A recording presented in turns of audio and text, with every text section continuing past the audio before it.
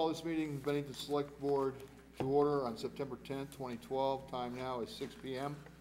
Ask you to rise and join us in pledge allegiance. And Greg, will you lead us, please? I pledge allegiance to the flag of the United States of America, to the republic for which it stands, one nation, under God, indivisible, with liberty and justice for all. Thank you, Greg. Next item on the agenda are the minutes from August 27th. Jason? Joe, as we talked about before, the only thing I noticed is there's that motion in number 7, I think was my motion. I don't know who seconded it, but I think it. That's the Old Castle one? The Old Castle one, yeah. Big correction. Any other changes on the minutes for August 27th? Yep. Nope. Take a motion to approve? So moved. A second, please. Second? Second. All in favor? And that's 6 present, 1 absent. Next item on the agenda are the warrants. We'll start with you, Justin. Sure, I just have one question. It's page 4, 302095. It's just invoice description is just rental. I was just curious what exactly that was.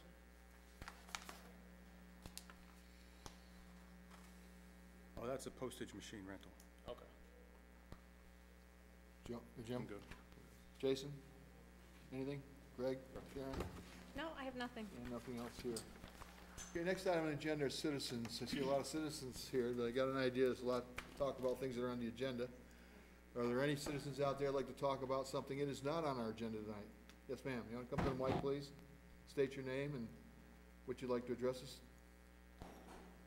My name is Mary Goebel. I'm one of the owners of Doug's on Main Street. And what I'm here for is to ask your help. I would like to get copies of our incident reports. And I talked to Heather today, and she said that they're all ready and waiting, but they're going to charge us for them, and they don't know how much. I don't mind paying for them, but I kind of thought if it was a policy for everybody in town, they would have some kind of set fees. So you're asking in the letter you sent to us from 1 February to 4 September, those are the reports you're looking for? Yes. They're already made up. She has the copies. And I understand that everybody on the select board's already been given a copy. Not yet. No. Just Stu? It's 5 cents a copy. Mm-hmm. And maybe Heather didn't know what the cost was, but they've got them ready for you, and I think there's an invoice presented. As soon as you show up and pay, you can collect them. There's 56 pages, and I think she said it was $2.80, and she would accept either a business check, a money order, or cash. But there's going to be an additional charge because it took her more than a half hour. And she had asked the chief how much it would be, and he has not got back to her, and so. Call the chief in the morning. He knows what the bill is. Is it possible to ask you to do that for me, because he does not answer my calls or return my calls? He doesn't answer my letters. Would you please? Yes, yes, ma'am. Thank you. Any other citizens out there? Yes, Joanne? Come to the mic, please. Show us how great those 2 legs work now. First time I think we've seen you since your surgery, isn't it?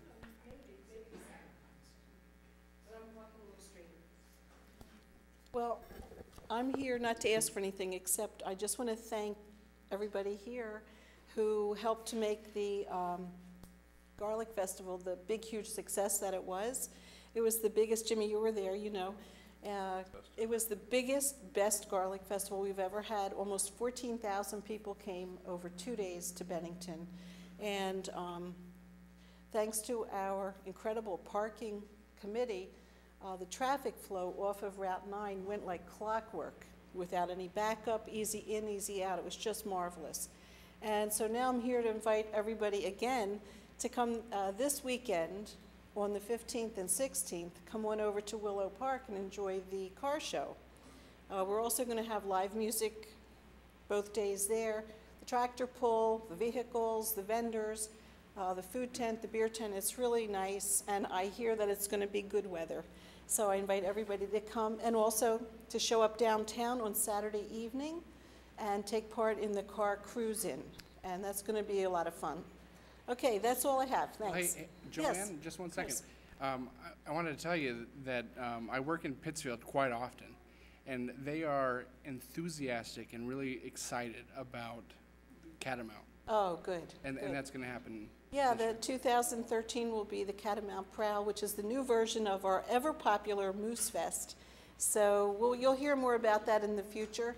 And so get ready to have more fun downtown with a lot of street art in 2013. You know, we'll have the unveiling in May like we usually do, and then it's going to be a lot of fun. So thanks. Hey, Joanne, one second.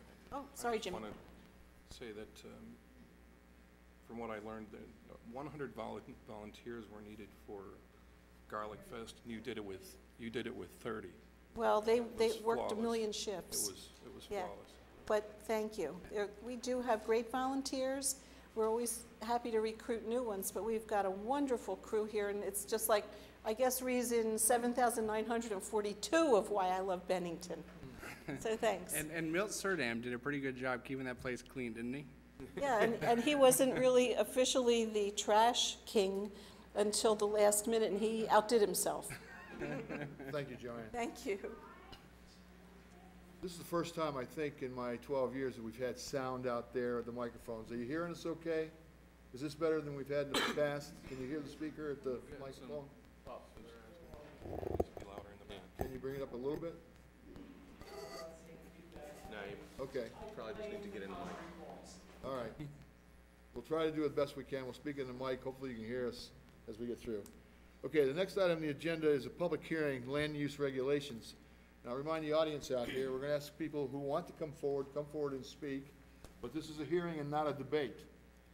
I would ask you, if you want to speak, you come to the microphone, state your name, let us know, and the hearing is over the changing of the zoning of the Benmar parcel, which is referred to as Johnson Control down there off of Highway 67.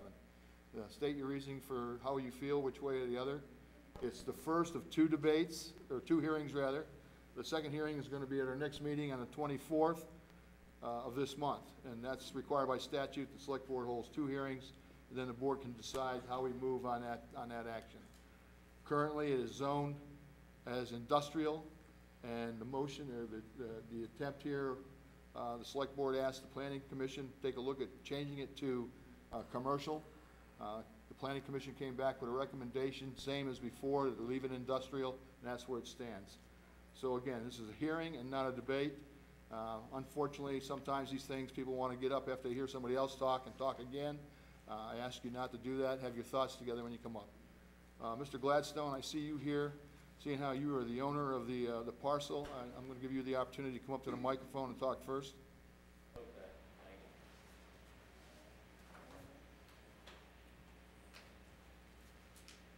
you. Is there a chair there, Jason?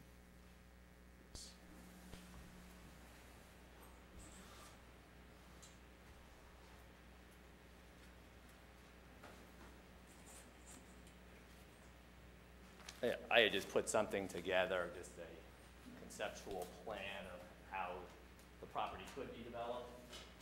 Since I know that was a request at one point of the planning commission and or the select board.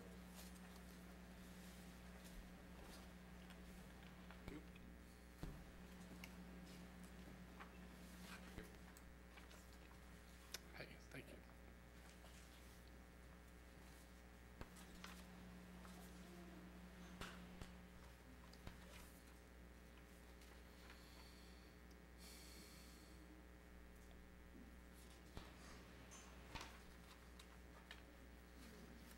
And, before I'll just discuss this, and, I know we've, I guess you said it's not a debate, and I know we've had a lot of discussion about this previously, and I'm not going to repeat myself in the length that from prior meetings that we've had here.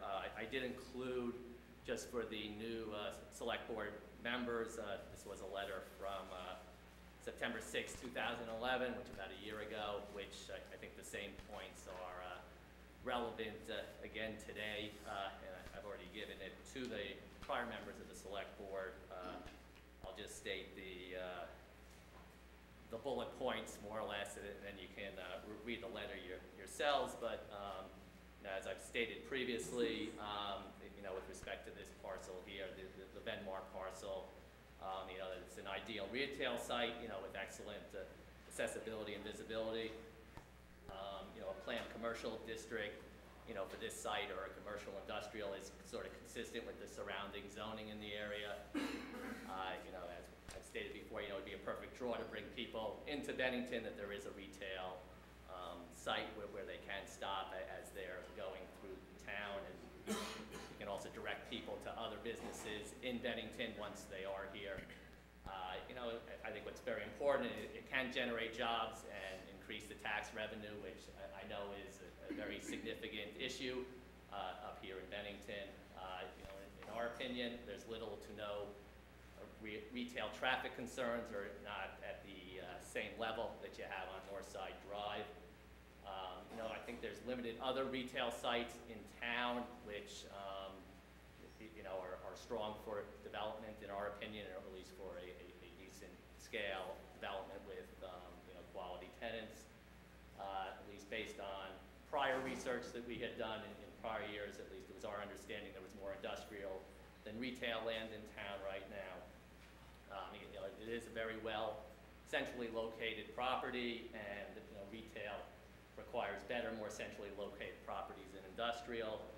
And what we've also stated previously is just we don't think new industrial development is not that economically feasible compared to existing industrial buildings with respect to what rents you can get. And if you want to see a little bit more detail on all those points, you can reread the letter.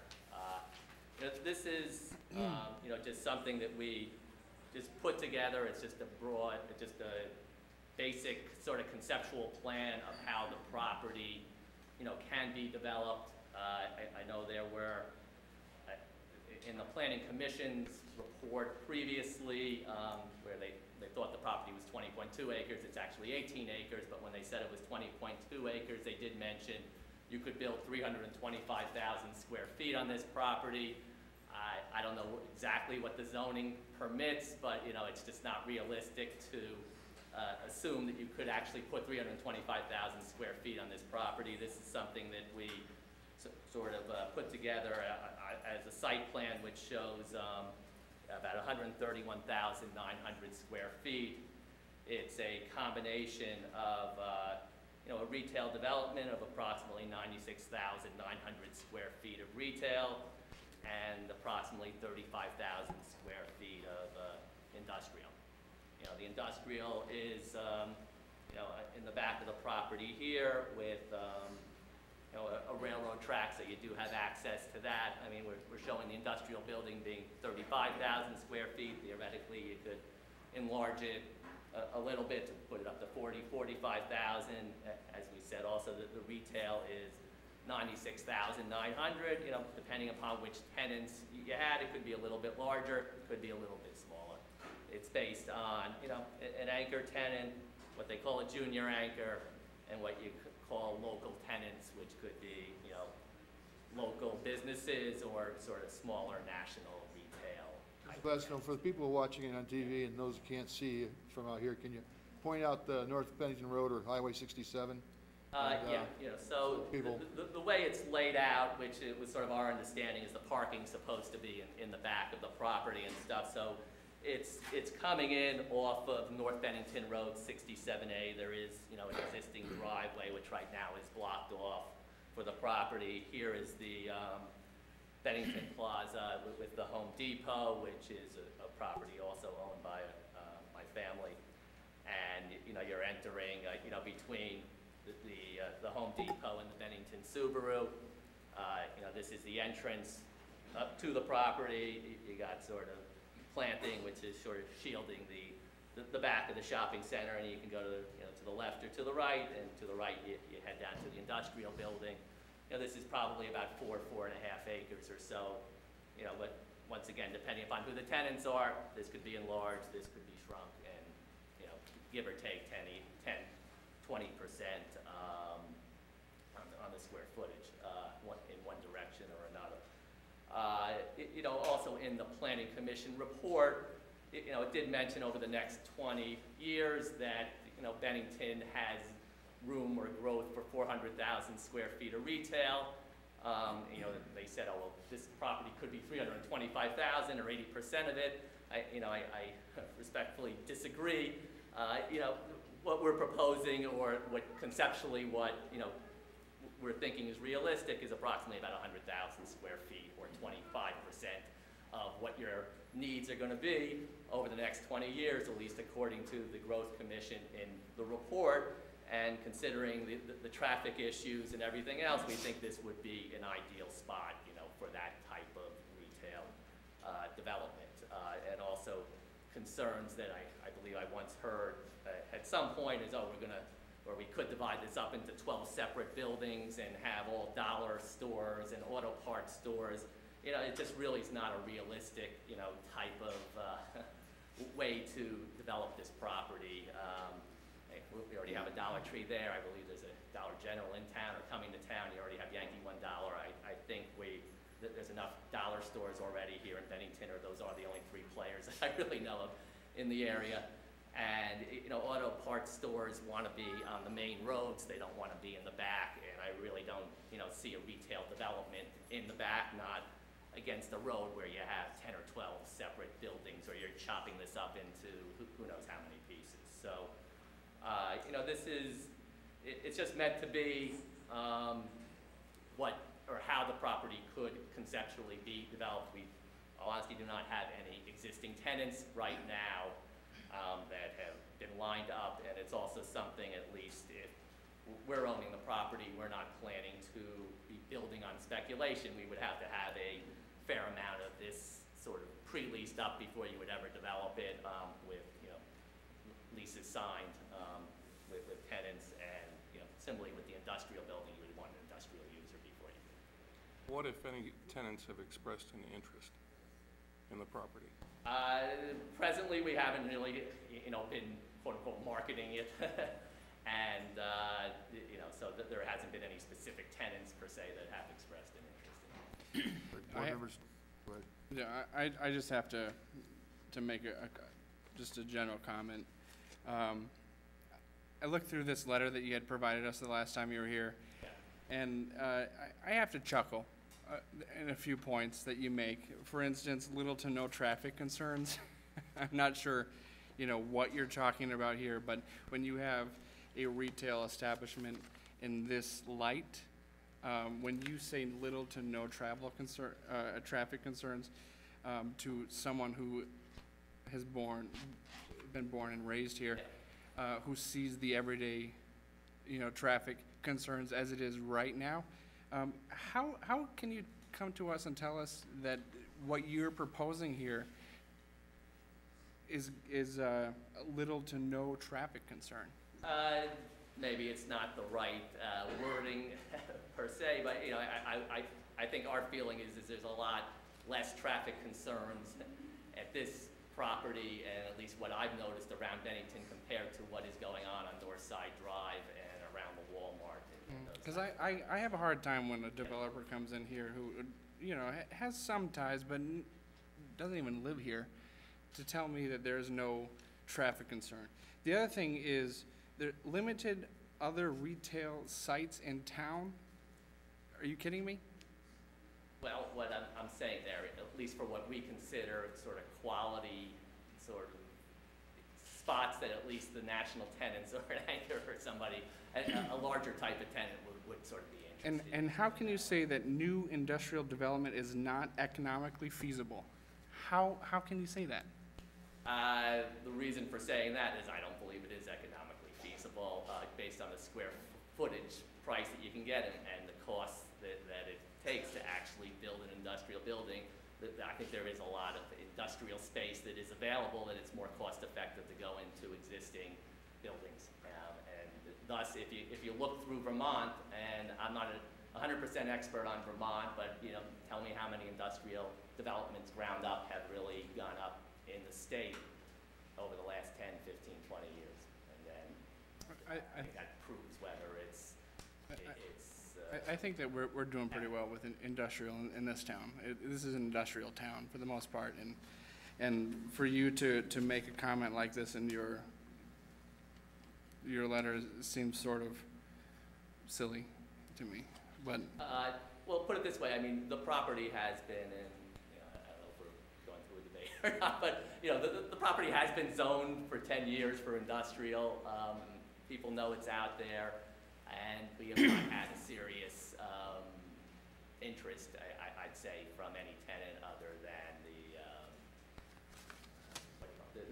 the energy, thing that with the Biomass. wood burning. Justin? Thanks for coming down tonight.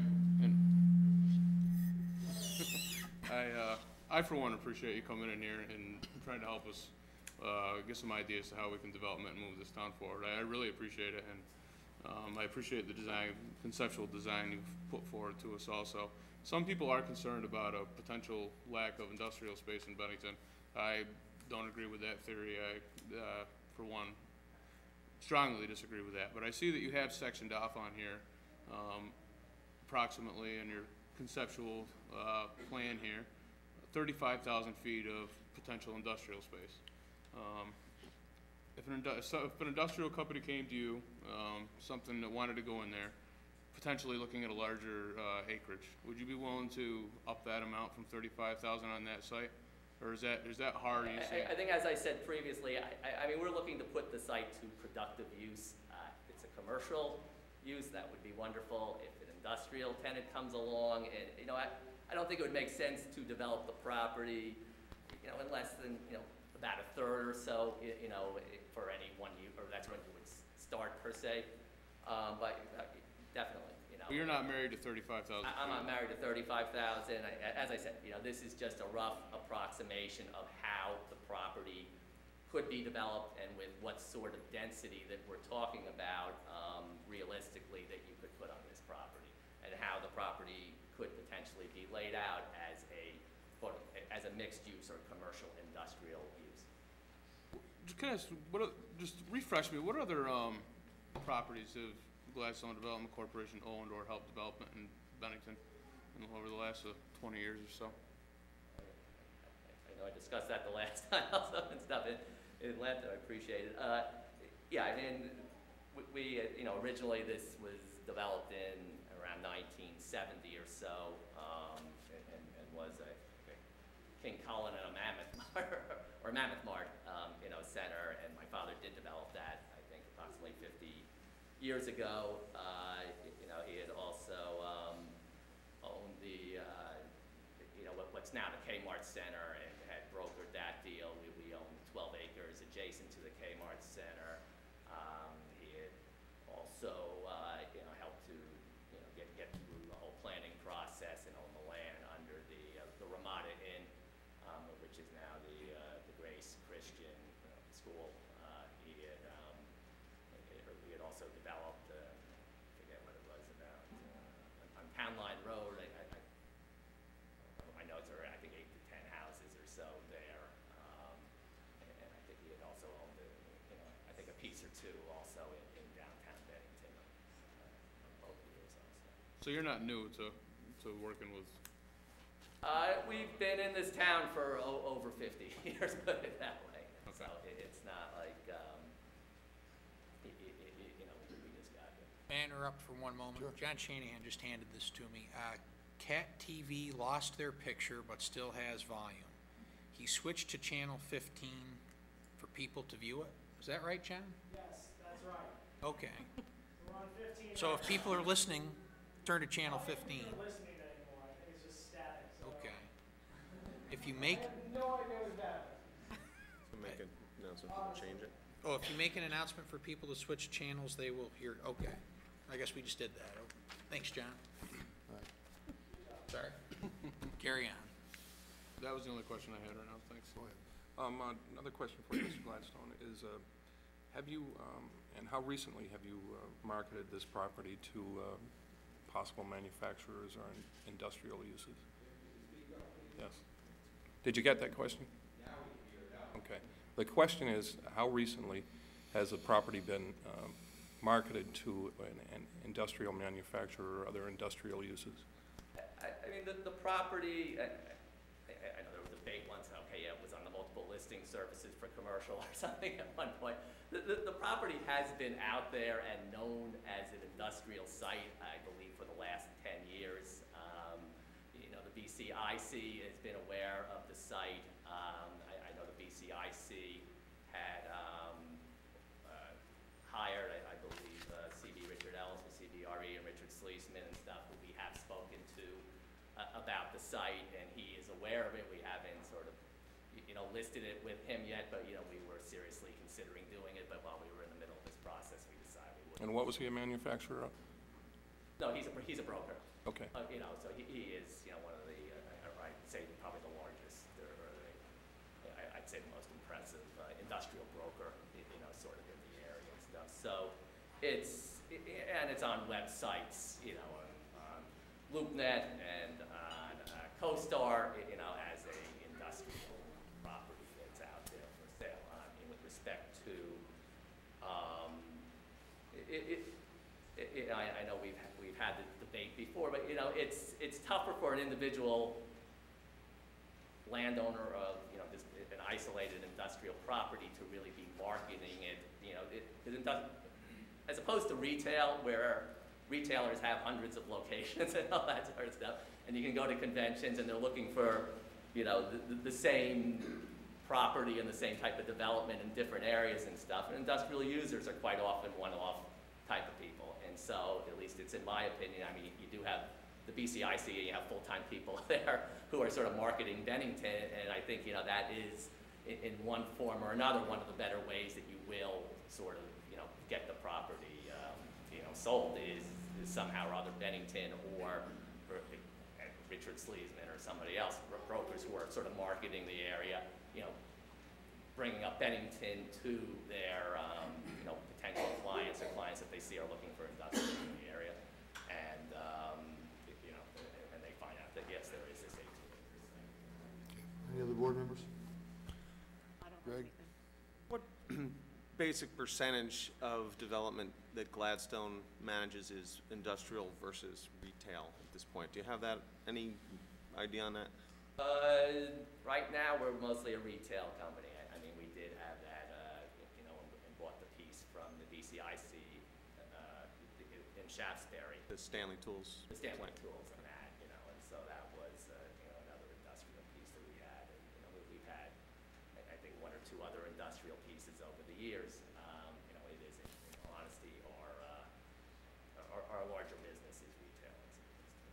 Thank you. In the large blue spot that you've got 11 stores conceptually going into that piece, in that parcel. Yeah.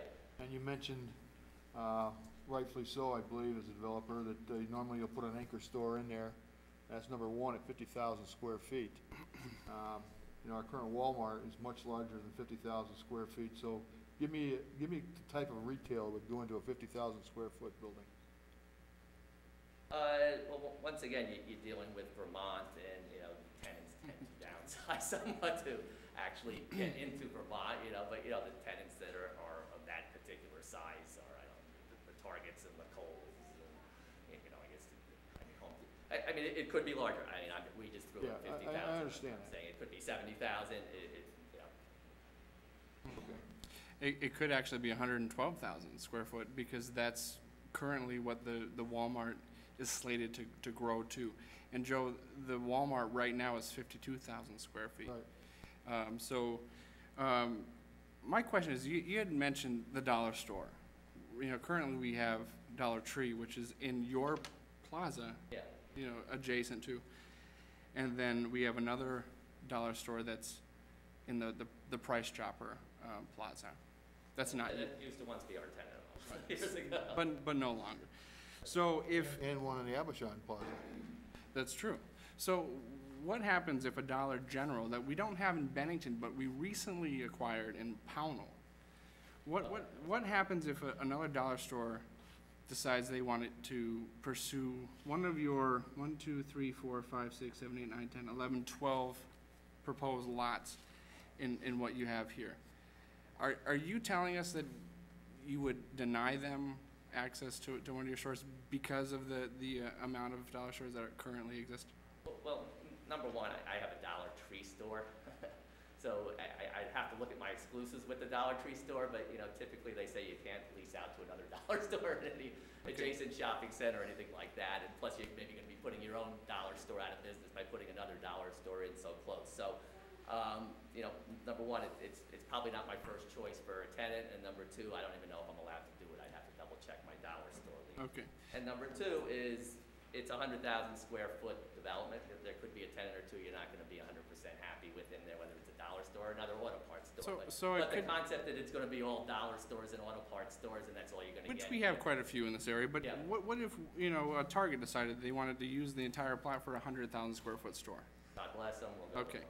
perfect. So what if Panache or Star Electric wanted to take up space in this? What would the rent be in this area? Would it be something that they could potentially sustain, do you think?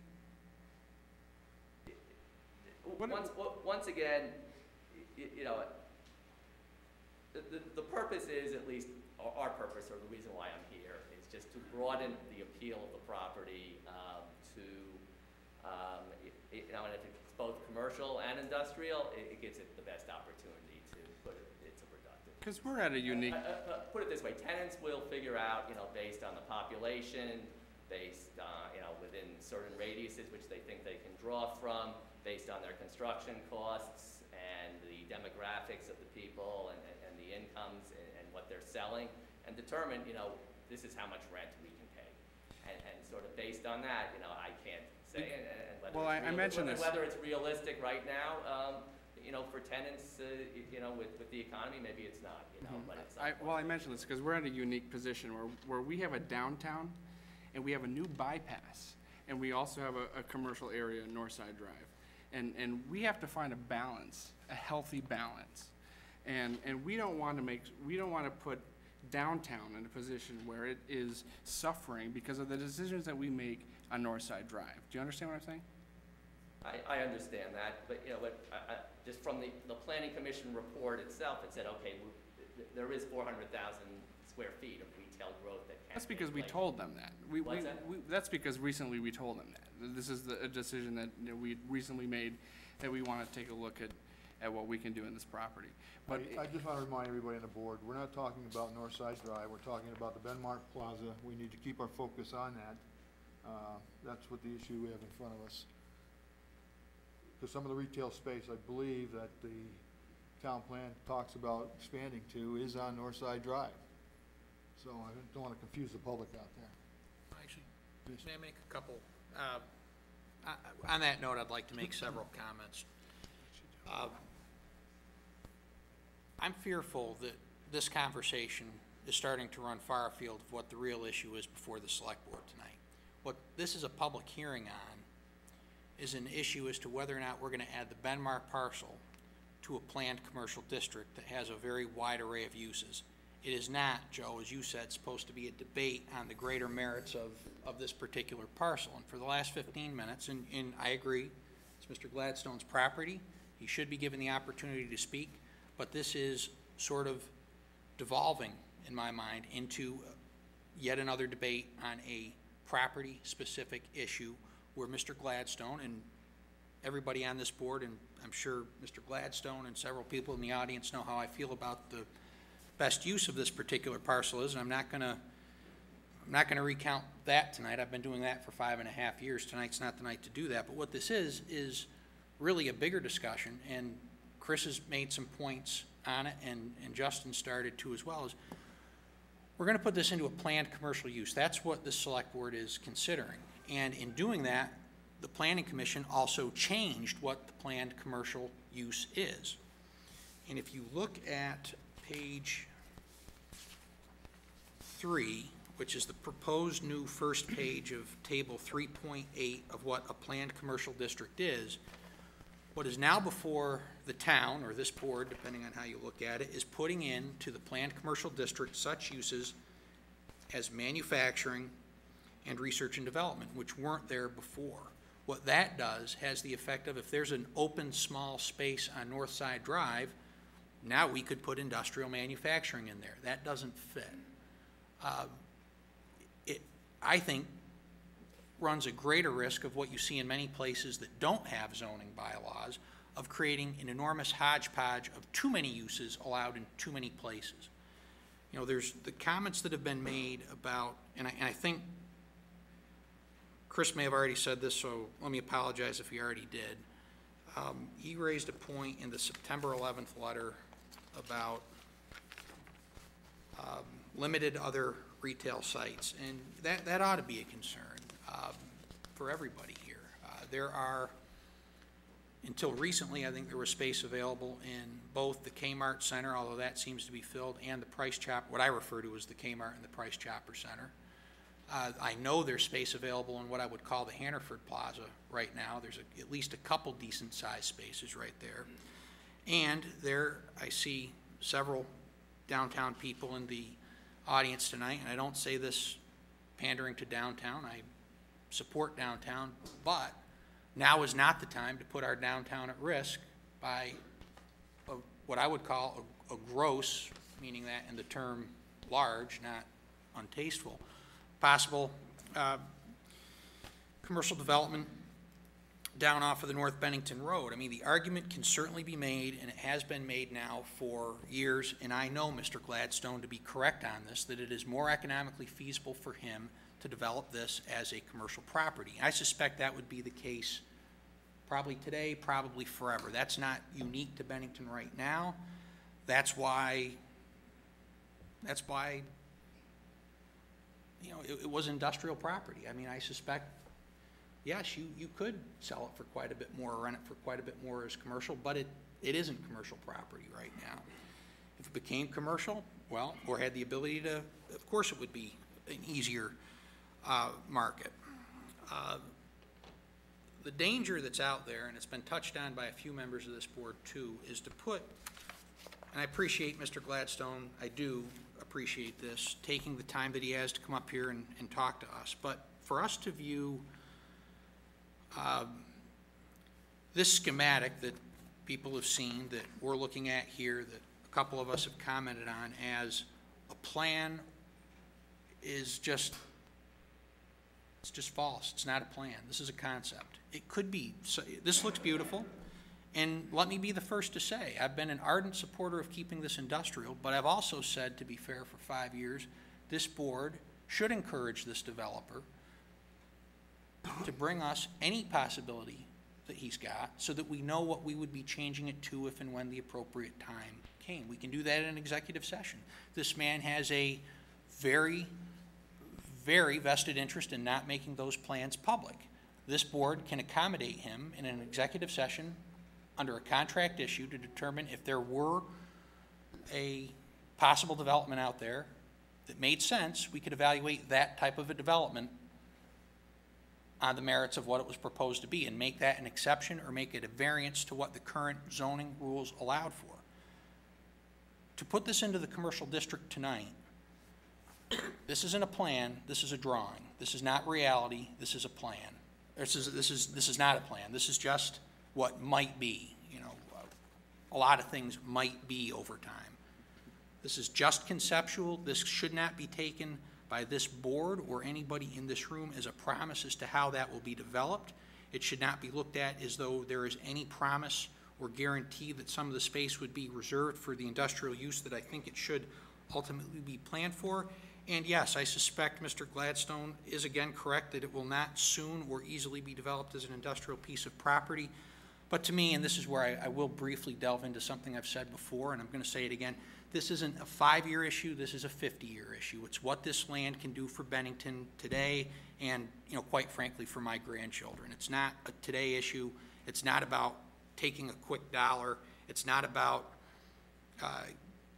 it's just not about that, and it shouldn't be about that. You know, the closing comment I'll make is what is before this board tonight, getting back to what I said at first, is adding this to a planned commercial district, and then secondarily changing what a planned commercial district is. I've had the chance to speak to a couple members of the Planning Commission personally tonight, because what I'm going to say next I hope isn't taken as an affront to anybody on that commission. They work very hard. They've spent a lot of time on this. But in my opinion, we've taken a bad idea, which is to turn this into commercial or mixed use, and we've come up with a worse idea. Now, this board collectively charged the planning commission to do that, but to take the larger issue here, take the planned commercial district and add uses to it that it was never meant to encompass in places that they should never be, in particular, I mean manufacturing, and what I've always been in my lifetime, and I suspect in my parents' and grandparents' lifetime, all commercial areas, runs the huge risk of turning this town into a hodgepodge of essentially non-zoned areas, because we're putting too many uses in too many areas. It's not the point of zoning. And my public comment is we're having a hearing on this, and I would urge this board to not accept the changes the planning commission now has before us.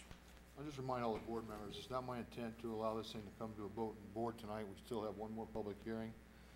I think the kind of discussion we're having now on board members is the kind we will have when we deliberate for a vote, when the vote comes. Your point's well taken, however. It corrects me on my statement. It is planned commercial. We're looking to change it to, and not just commercial. You're absolutely right. Mr. Gladstone, I appreciate the fact that you summarized only the letters you sent to us before. Take this time, and this is a conceptual plan.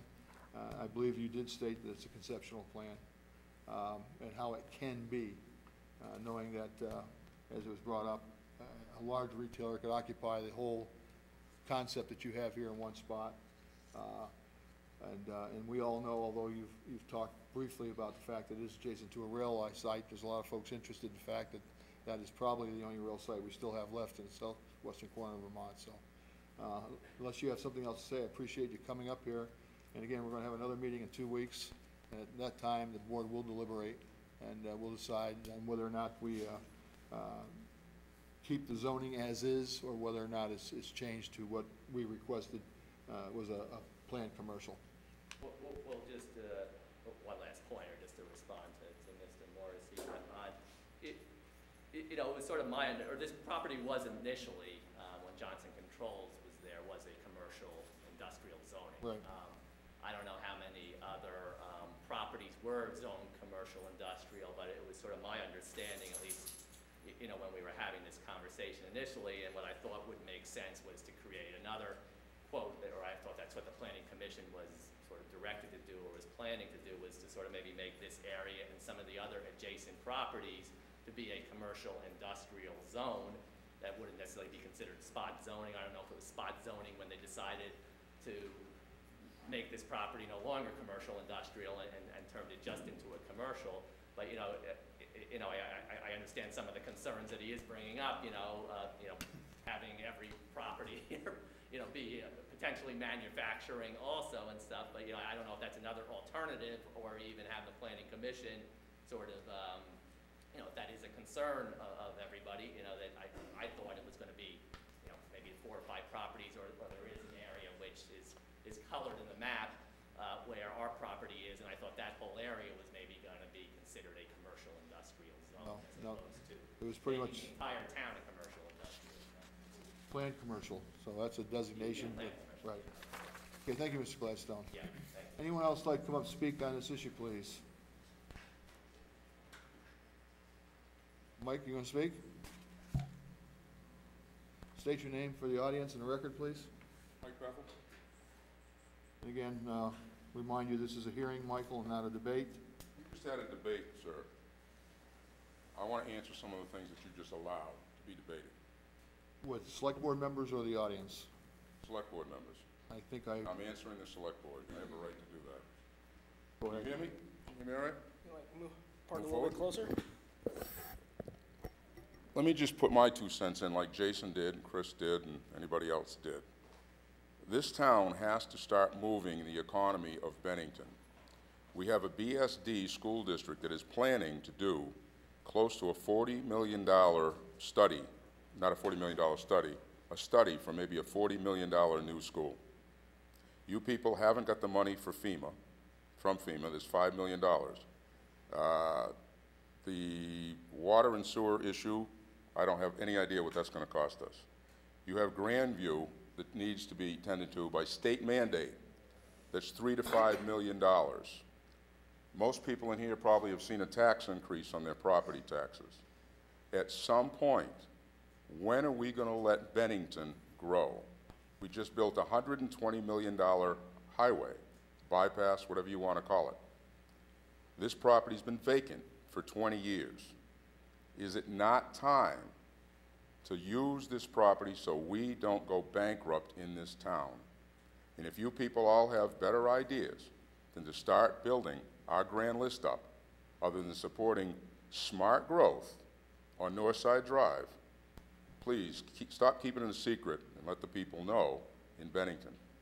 I urge you to consider changing this to commercial industrial. It gives the best of both worlds for that property.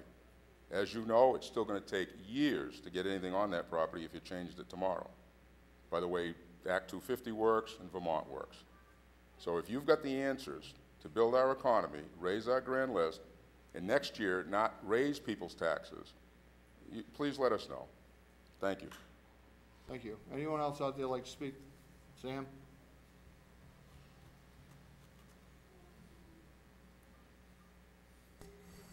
Sam, come to the mic, state your name, please. Yes. Can everybody hear me? Sam Racina from Bennington, Vermont. The question out there is, do you want aesthetics or do you want a tax basis? You look off of Harwood Hill where Public Steakhouse is, or was, I still call it Public Steakhouse from old school. What are you going to be looking at? You're going to be looking at industry, or you're going to be looking at aesthetics. Across the street, Hannaford's, a third of that plaza is empty. So I would rather see, can we put back what was there, Globe Union? Can you build back on, we were harboring that just because it's a hazardous site. Can we build back what was there? A battery facility, no matter where you go today, you're buying batteries.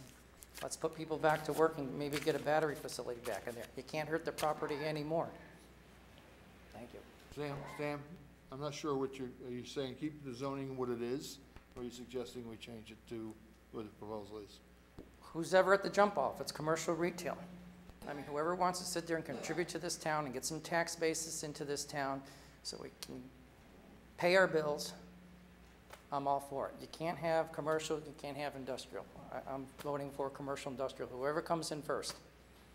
Thanks, Sam. Anyone else, please? Okay, seeing no other hands go up or people rise, I need a motion to close the public hearing. So moved. Do we have a second? Second. All in favor? It's unanimous. Thank you, everybody. The next item on the agenda is the treasurer's $5 million line of credit. This should be quick. We have to renew this, Stuart? Yes, this is the renewal of the line of credit. There are 3 documents that requires board signature. The first is the line of credit current expense borrowing resolution. The second is the tax certificate, and the third document is the actual expense note. As the board, you can make a motion to Waive the reading. waive the reading of the resolution and to sign all the documents provided. It would extend the line of credit for another year while we work with FEMA and the state of Vermont to try to recover the remaining monies that we believe we are owed. Okay, this is not an increase of what we've done before. It's just an extension of or a renewal of. And can I have a motion to waive the reading of the resolution and to sign the enclosed documents? I'll second that. A second. Any discussion? All in favor? And that is unanimous. Okay? Jody is here. I'm going to Pass pass that these for her originals signature. down. Each page is marked for your signature, and then Jody will walk away with them.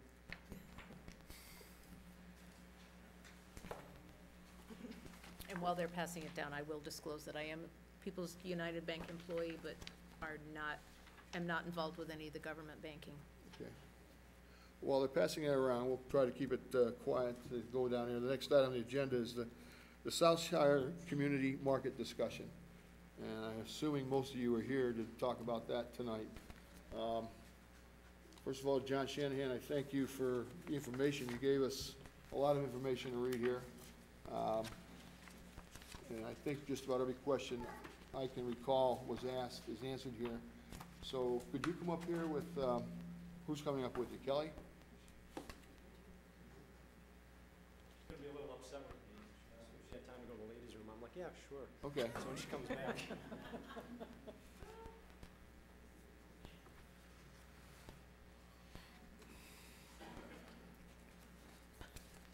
Just for everybody out there, just so you all understand, and remember, the select board can correct me if I'm wrong, the select board has no authority or no role in this grant at all for the forming of that. The reason we asked the questions is somebody appeared in front of us at our last meeting and made us aware there was a concern about the fact that Bennington has applied for a federal grant to form a food market here in the downtown area of Bennington.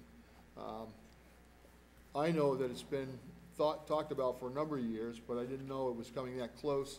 So we asked additional questions of John Shanahan to get us information, because I feel, as I think other board members, that we as the elected officials of town ought to know where we stand on this thing. But it is a federal program, and not a state program, and not a local program that we're pursuing here. Correct. So John, can you really quickly, or Kelly, so we don't go over every page you gave us here, and there's a bunch of them, and we're not charging 5 cents a page for this, I hope. Summarize what you gave us, and just briefly some of the questions, business plan, kind of membership, things of that sort. Yeah, and Kelly, jump in also, because what you have in front of you, Stu had already pared down for you. We actually provided, I think, about 1,600 pages. But what you have, each one of those pages addresses some of the questions. And some of the questions are the type of grant. I don't recall what the questions were. I'll summarize. I mean, basically what we've provided the board is a brochure about the co-op itself, the South Shire Community Market, the eligibility requirements, which is one of the questions the board members had, sections of the business plan. It's a very lengthy plan. I tried to cull those things that would be most important for you folks to see, to determine whether or not this seems to be a plan that's going to succeed. And then portions of the grant application itself, which deals with the issue of food desert, where the definition comes from, and how this particular use hopes to utilize the grant to succeed. Okay. Board members, do you have a chance to read through this? Any specific questions you want to ask of John or Kelly? Not yet. I mean, I'm sure there's going to be some comments, you know. Kelly, why don't you give us background how you got started in this? And this, you know, I didn't even introduce Kelly, but this is Kelly McElhenney. Right. She is the person who about almost a year ago walked into our office and said she was interested in starting a food co-op. We have a recruitment and retention committee that has a list of all the businesses in downtown that we would like to see developed, and a green grocer was one that was in the specific district that we've had in our books for many years.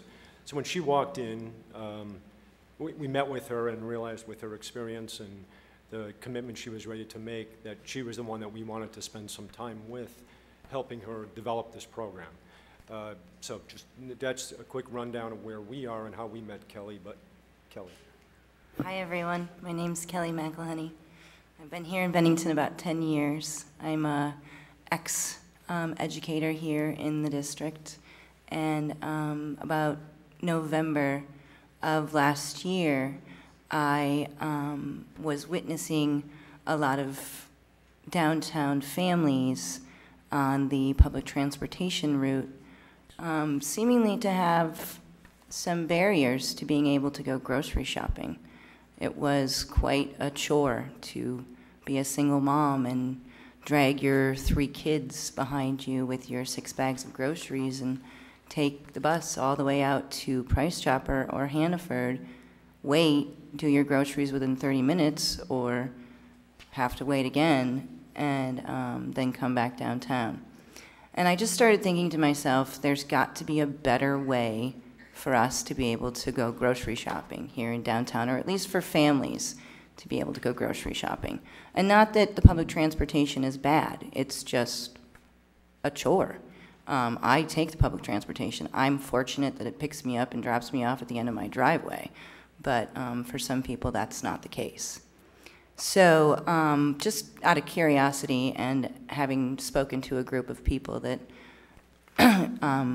you know, I know here in the community, I called Ted Bird to find out how much Appleman's building on Depot Street was, and told him we were, you know, thinking about beginning the organization of a food cooperative here in downtown Bennington, and, you know, have you heard anything about this? Is anybody talking about this? This is something that, you know, I have agriculture contacts here in the area, and they, you know, said nobody was doing it, but people had talked about it.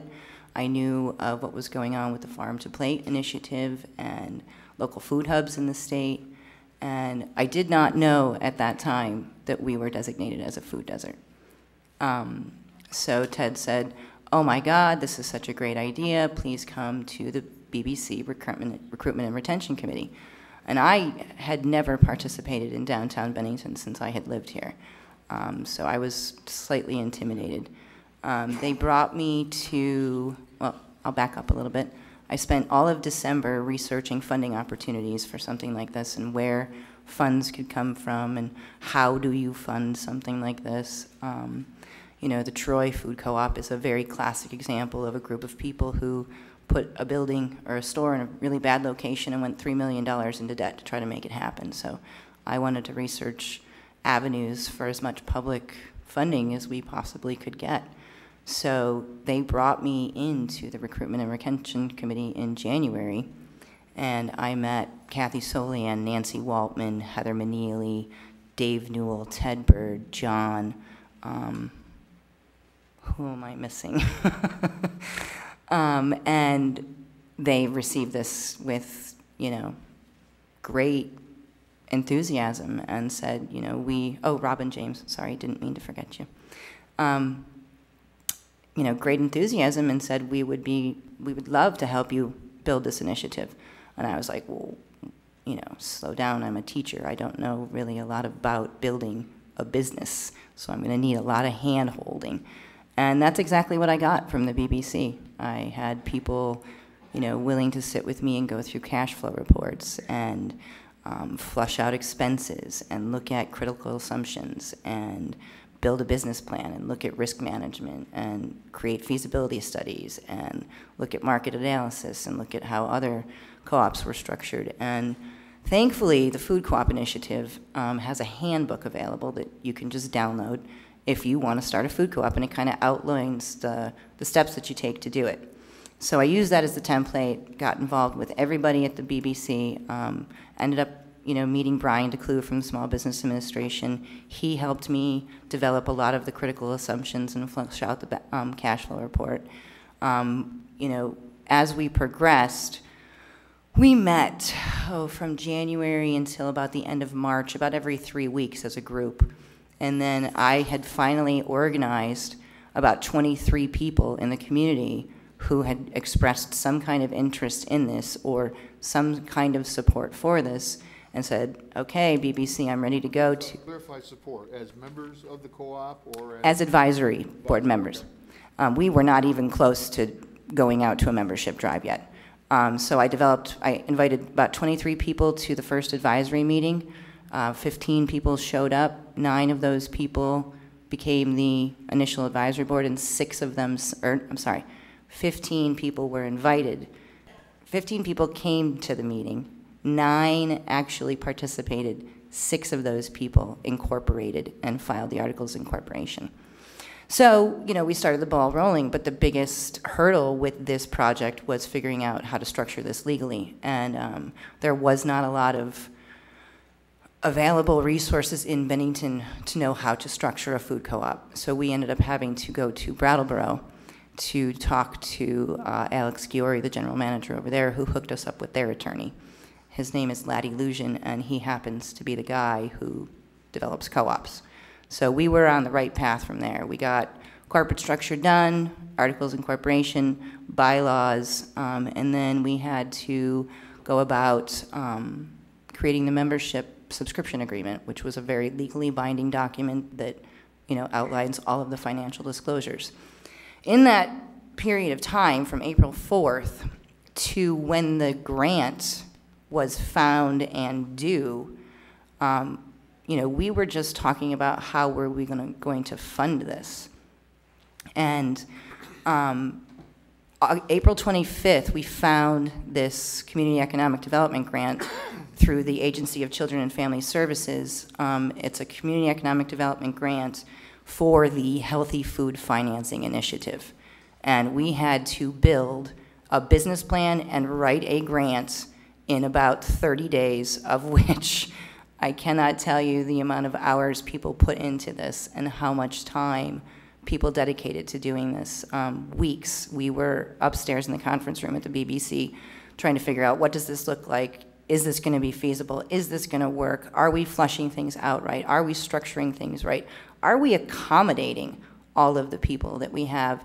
And do we have the goals, mission, and objectives that we should have? And so all of that sort of came together in 30 days with the help of Chuck Putney, and we submitted that grant. And it was a very arduous task, and we got it done.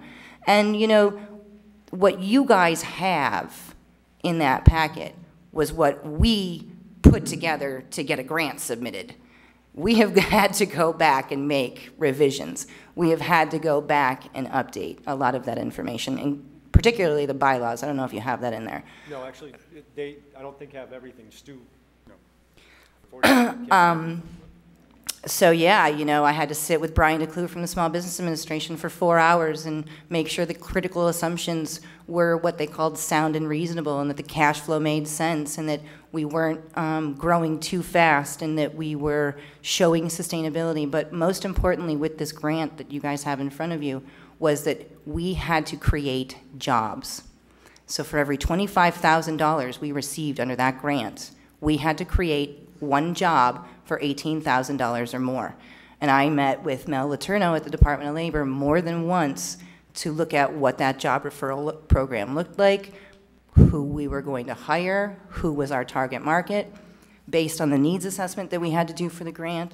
We identified single mothers in our community as our highest poverty, as well as high school dropouts. So using that and what we called a whole system model, single moms, will be our first focus, but then the Bennington Youth Horticulture Program will be our second focus, in that the kids that are, go through the tutorial program with Catherine Keys, they will then have a second level of training that they will be eligible for through the market. And then eventually, as we get going and we look out towards year 5, we start talking about new farmer training programs and giving out small processing grants. Part of the construction infrastructure for this grant was the idea that we might have a processing kitchen. So there was a lot to it, and sorry, we are not quite even there yet. We still have probably 3 months of the very detailed, specific work to do before we can be a viable business. But Brian DeClue from the Small Business Administration said, what you have is sound and reasonable. You've done your homework. You've accommodated for all issues. We used the template from the Small Business Administration to create the business plan. So we just went through and answered line by line every single question that was there. And we had a project that actually we're very proud of. It was not an easy task to accomplish, and the advisory board, some of which have gone by and some new faces have come on now, meets every week if we can. So this has been every week since the beginning of April, trying to get this business off the ground and running. So where does it go if the grant is not approved? We will continue to develop the market. Right now we're doing what we call our first 100 membership drive push. Once we get that first 100 members, we feel that we are viable. We've got some equity built, and then we start looking for secondary funding sources. And how strong do you feel that you'll be able to hire your 14 employees? the grant, we are required to hire the 14 employees. Without the grant, 6 to 7 at most.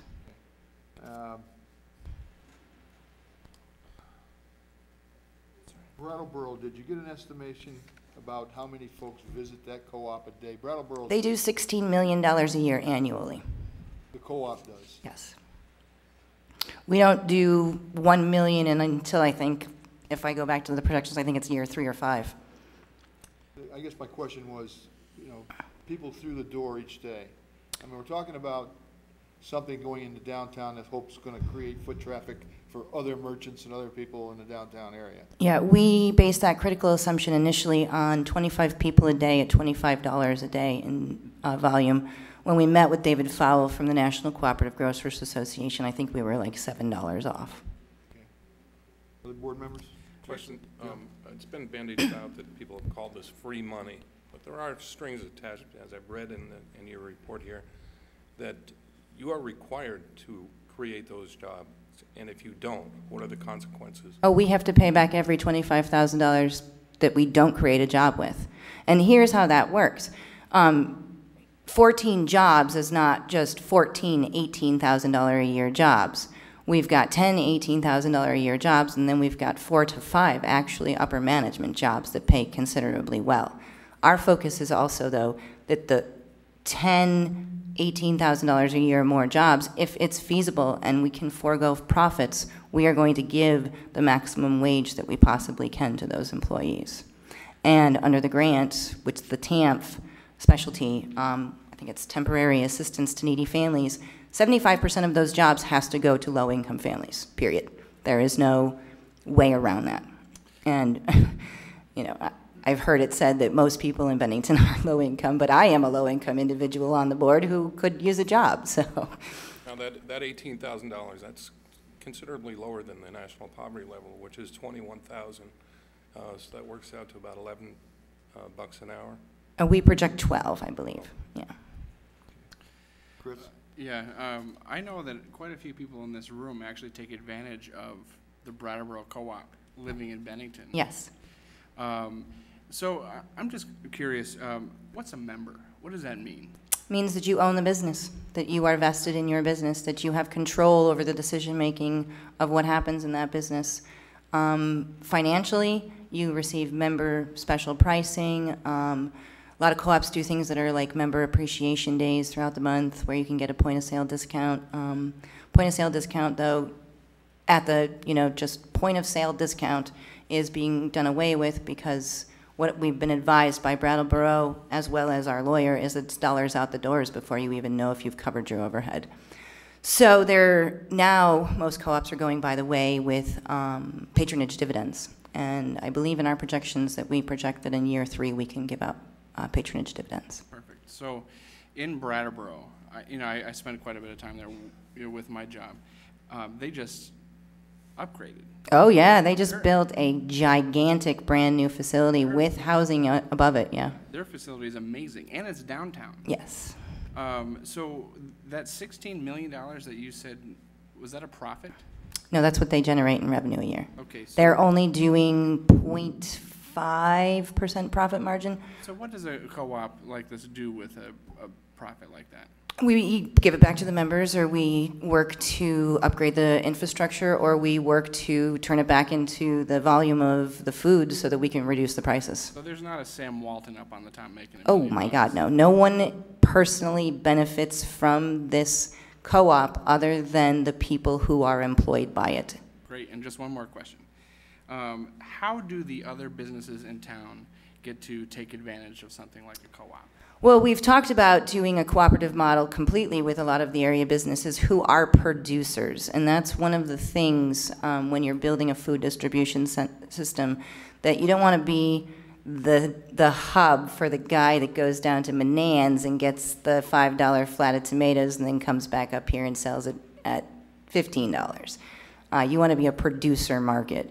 So if we have producers within the area, small scale, large scale, dairy, meat, produce, crafts, soaps, things like that, will be a venue for increased distribution. And that was one of the goals of the market was that we would be an expanded venue for our farmers market, in that the farmers market will exist with us. Every town who has a co-op still has a farmers market. And we're even talking about possibly closing during the farmers market to do business issues so that we're not directly in competition during the winter. But all of the producers in that market now have a year-round vending opportunity, and that just increases their volume and their sales for them. So it helps the local economy. It supports those who are low income. It helps other businesses in town. It's a local downtown establishment. What's wrong with it? I don't know. Okay, you've got my support. Thank you. One question. How many local vendors do you currently have there? We don't have, like, something came out this morning that we have signed contracts and commitments from vendors, and we put out an initial survey in April to gauge the interest of the vendors at the farmers market, and we have surveys from 7 vendors. We have verbal commitments from Crazy Russian Girl's Bakery that she will possibly do a signature bread. I'm working on the pizza or the stone oven for you to do the baguette. We've talked with Bennington Bookstore, putting in a revolving library, cross-referring. We've talked with Gene at Henry's about possibly bringing in his smoked product in a deli case. And, you know, currently he would like to stay out of this arena, but that is still something that is a you know, viable option for him. We've looked at a lot of different businesses, and we'll see where that goes once we are done here. Greg? What's the square footage of the site you're?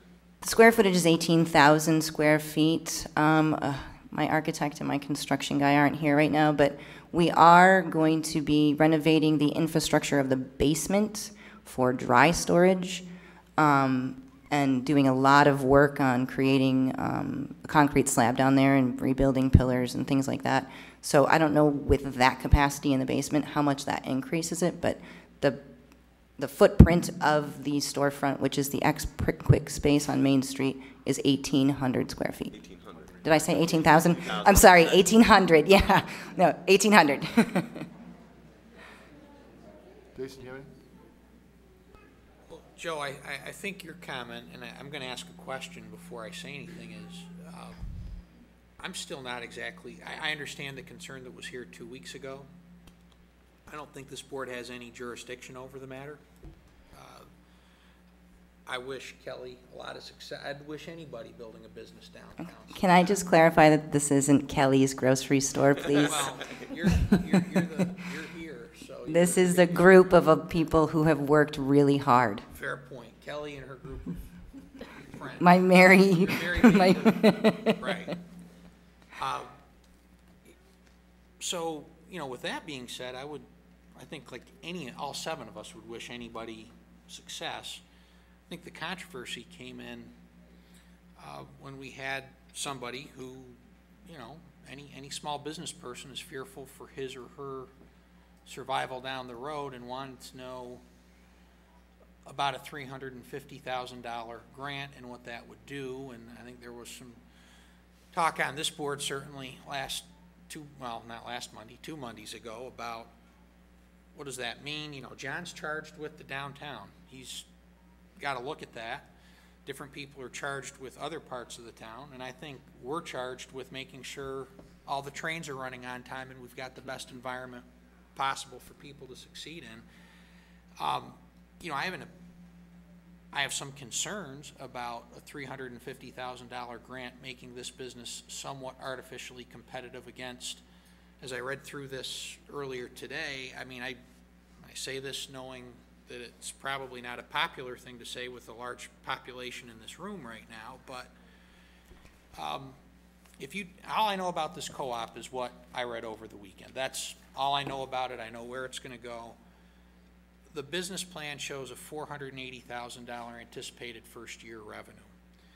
It shows approximately. I'm sorry, that's with the grant built in the cash flow.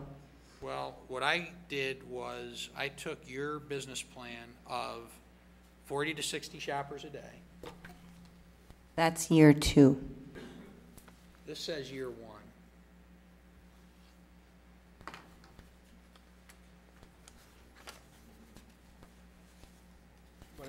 Go ahead and continue. I mean, I just, and like I said, correct me if I'm wrong, all I know about this, yeah, I'd heard about, 2 weeks ago tonight, I'd heard about it. I knew it was a concept out there, I know it was something that John and his group had, you know, kind of on the whiteboard of plans that you might have in your conference room, putting a grocery, you know, I'm old enough to remember Mad Coors, I'm old enough to remember that, it was nice, and, you know, there's been some people that have made attempts at it, and there's some people that do, you know, run smaller grocery stores on the periphery of our downtown. But as I looked at what is listed, at least on the piece of paper I've got, as the year 1, what I would call a pro forma year 1 business plan. If you take 40 to 60 shoppers, so I'm gonna call it 50, at $25 a day, that's $12.50 a day in revenue times 7 days a week, which is part of the projection, is $94.50 a week. Without going through the calculus, the revenue that a business plan, and my general rule of business plans is it's a 50-yard line. It's got an equal success chance, it's got an equal failure chance. It should be a midline. All I can say is looking at the business plan that was put together by a bunch of people that have worked awfully hard at it, it's just under $500,000 in revenue. There's only 6 jobs, although I understand what Kelly now said. I suspect there's got to be some mechanism where more people are employed for her to get the money that she's getting. But if you just run through the year 1 numbers, which is all I did, I didn't go out to year 2, I didn't go out to year 3. It would be an unusual business plan if things didn't get better in year 1 compared to year 2 compared to year 1, and so on and so forth. If you take the jobs, there's $163,000 in labor. If you just forget the gross annual revenue that's already projected, take the $350 in grant money and subtract from that $163 in labor, which is in the business plan, approximately $25,000 in facility building costs in that first year. Just for the sake of adding costs to the analysis I was looking at, was buy 2 full inventories at $20,000 in inventory. Buy the first inventory, every last ounce of it spoils, go buy another inventory. There's another $40,000.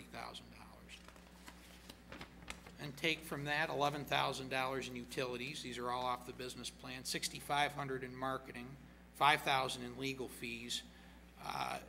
And in a moment of candor, I got to say, whoever gave you that is high priced on that. That should be a little. I'm sorry. Can I say that as I'm a lawyer, and I think These were just projections so that we could get the grant submitted. I couldn't resist that. $16,000 in accounting fees, which I thought was really high for bookkeeping and accounting services, but adding a lot of expense to the endeavor, fine, so be it. $6,000 for insurance and $1,500 in miscellaneous supplies. What we've got is an enterprise that I will leave to our banker on the board to comment on, is $87,000 of free cash left over in year 1 without selling 1 candy bar. That's before you do anything. Not included, do you have the cash flow in front of you? Because the cash flow actually includes the $153,000 worth of construction, the $73,000 worth of equipment, $20,000 worth of startup funds. There's a lot not in the critical assumptions that are actually in the cash flow. I'm just going off your Sorry. What's that? You didn't get that. I don't think we got the cash flow. That must have been edited out by. Yeah, I didn't pick it out of the 16. Like I said, the critical assumptions definitely have some flaws, and it wasn't perfect. And what I'm not trying to belabor the point, and I'm not, because again, I'll go back to what I said at first. I don't think there's much this board can or really can do about this. I think it's, you know, I think this board should fairly look at it, however. You know, in here we talked about, you know, I leave it to the lady that was here 2 weeks ago to say what's good or bad for her business. I leave it to any business owner that thinks they might get affected of what's good or bad for their business. I would say to those business owners, it's a competitive world out there. You've got the opportunity to take advantage of a grant, and that's great. But I look at it and also think, you know, there's you talked about putting in a coffee and a cafe, and I gotta believe that there's at least one business downtown I can think of, and I don't wanna name names, it's none of my business, that if you put in a coffee shop in there would be pretty, you know, if you're getting $350,000 to put in, that is a tough thing to compete against. And I just look at it and say, from the town's perspective, how many people is, you know, what does this do for some of the smaller grocery stores in town? What does this do for a coffee shop? What does, certainly it puts a good tenant in what is a beautiful building. I mean, it's a nice building. It gets some more people downtown, which is great. But for the select board to sit here, and this is where I guess I'm just not getting it and I'm perplexed. For the select board, I guess we can operate as a venue for people to talk about it, and we can operate as a venue for people to hear the pro and cons. I don't think there's anything we can do about it, but I don't think we ought to be endorsing it either. I think it is what it is, and I'm not sure what else there is to say about it. I mean, it's a business that, when you take away the infrastructure, which we didn't have to look at, I mean, I'm looking at if it even misses this business plan by a wide margin, it's got a chance to be rather successful. I don't know that it's something I want to go out and endorse, that we think this grant is the greatest thing since sliced bread, but it's her business plan. John is charged with running the BBC and getting the grants that he can get, and what else do we have to say about it? No, you hit it right. I mean, again, it was a surprise to us 2 weeks ago. You weren't the only one who didn't know the whole detail. Hopefully this is going to get out there, because there's a lot of miscommunication out there right now among the community of what this is. And what is the objection to having a food co-op when Bennington's the only county in the state that doesn't have one? That we have a viable farmer's market that people can see can really probably benefit from a co-op. I mean, I don't know. I'm assuming that's... Joe, I don't think there's any objection. Yeah. Certainly not by me to having a co-op. I I'm don't just think wondering, we've been asked are we to being sign asked or to... endorse the grant. I don't think it's appropriate for us to endorse the grant if we were asked to, and I don't think they're asking for our approval on this thing. But in thing was regards just to to the get- grant, you're right, but to be more specific about the grant, the money it's given up front just to get the project up and running, but the investment you make to receive that grant, you spend achieving their objective, and that's in payroll. For every $25,000, you have to hire an $18,000 position, plus the payroll. We had that in here. No, it's built into it, coming up, so that the money, how many are added the first year, third year, second, or fifth year? First year we have manager, assistant manager, and education director come rolling in like 3 months. I also want to point out to you, Jason, in that year one critical assumptions, we have 5 months of no retail, because it's the way our fiscal year goes is April 1 to March 30. So. Lay that off on Stu. I can only go on I'm sorry, and I'd be happy to meet with you to further clarify some of these things for you. But I'm sorry, what was I answering? Going back to the grant, the money that is given has to be spent accomplishing the children and families' objectives, and that is at the 18,000 plus the employer's portion of contribution for taxes. You come close to spending every penny they give you, in addition to starting the educational programs, the distribution networks. So it's not like when people are saying free money, I've heard that term. Every penny that's coming from that grant we're required to spend it the way they're telling us to spend it. They give it to us up front just to get the project off the ground, but then you're beholden to them for 5 years. If we don't get anything from the grant, we're still going forward. It's just not with 12 people and not with the equipment that we need, but it just still happens. That money, it's already been earmarked on a federal level. It's going somewhere, and it'd be ridiculous to send it off to Iowa. And I'm not. I understand why you're asking. I'm just I looking definitely at it do. in terms of, You asked. Hold on 1 second. I would just, I mean, if you guys think I'm wrong, tell me I'm wrong. But I'm looking at it in terms of, it's on the agenda. We've got I would say since 1975, the largest crowd that's ever been to a select board meeting, including a town meeting, to talk about it. And there's not a lot we can do about it other than be a forum and educate, and I think, you know, and Stu, all joking aside, I'm glad you edited it down from 1,600 pages to, you know, 40 or whatever we got here, but I don't think there's much. No, and that's why I said up front, before we even introduce that, and hopefully, we'll have some other folks up here that may want to come up and talk to this, because I know there's other hands going up that, we'll hear some more information about this thing here. But again, it's a federally funded program. I believe the initiative is our current president's initiative that he got started. Yes. That he wanted to see happen. I believe the census verified, the 2010 census verified the numbers that qualified Bennington to be a food desert. I found that much out. And so, and I still know what gluten-free is, so. Just an interesting fact, too. It's not like food desert means we're out, literally, we can't find food. Downtown Pittsfield, downtown North Adams, also food deserts. Right. It's a very long, complicated description that makes up that term. And just, I'm sorry. No, you go ahead. You don't have a chance yet. And just to further say, you have to pay this back. If you don't hire all those people, you have to pay back the $25,000 for each person that you don't hire. Yes. And we have 5 years to do the hiring. Within year 1, we start with 6, and every year after that, we add 2, with the exception of year 3, when we add the executive director. And that's written into the grant. So Yes. We had to submit that jobs plan as our project implementation plan. So it's not free money. basically. No, and if, it's been brought up too, like, why isn't it going to other businesses? It's a long, complicated story on how that could occur, but it wouldn't be, I could just hand you $25,000 and say, invest how you wish. The $25,000 that I would give you would be the same requirements that the co-op is being governed under with the grant. Most of that would be spent. It wouldn't be like you could use it as you wish. You would have to hire that person. There's a lot of strings attached to government money.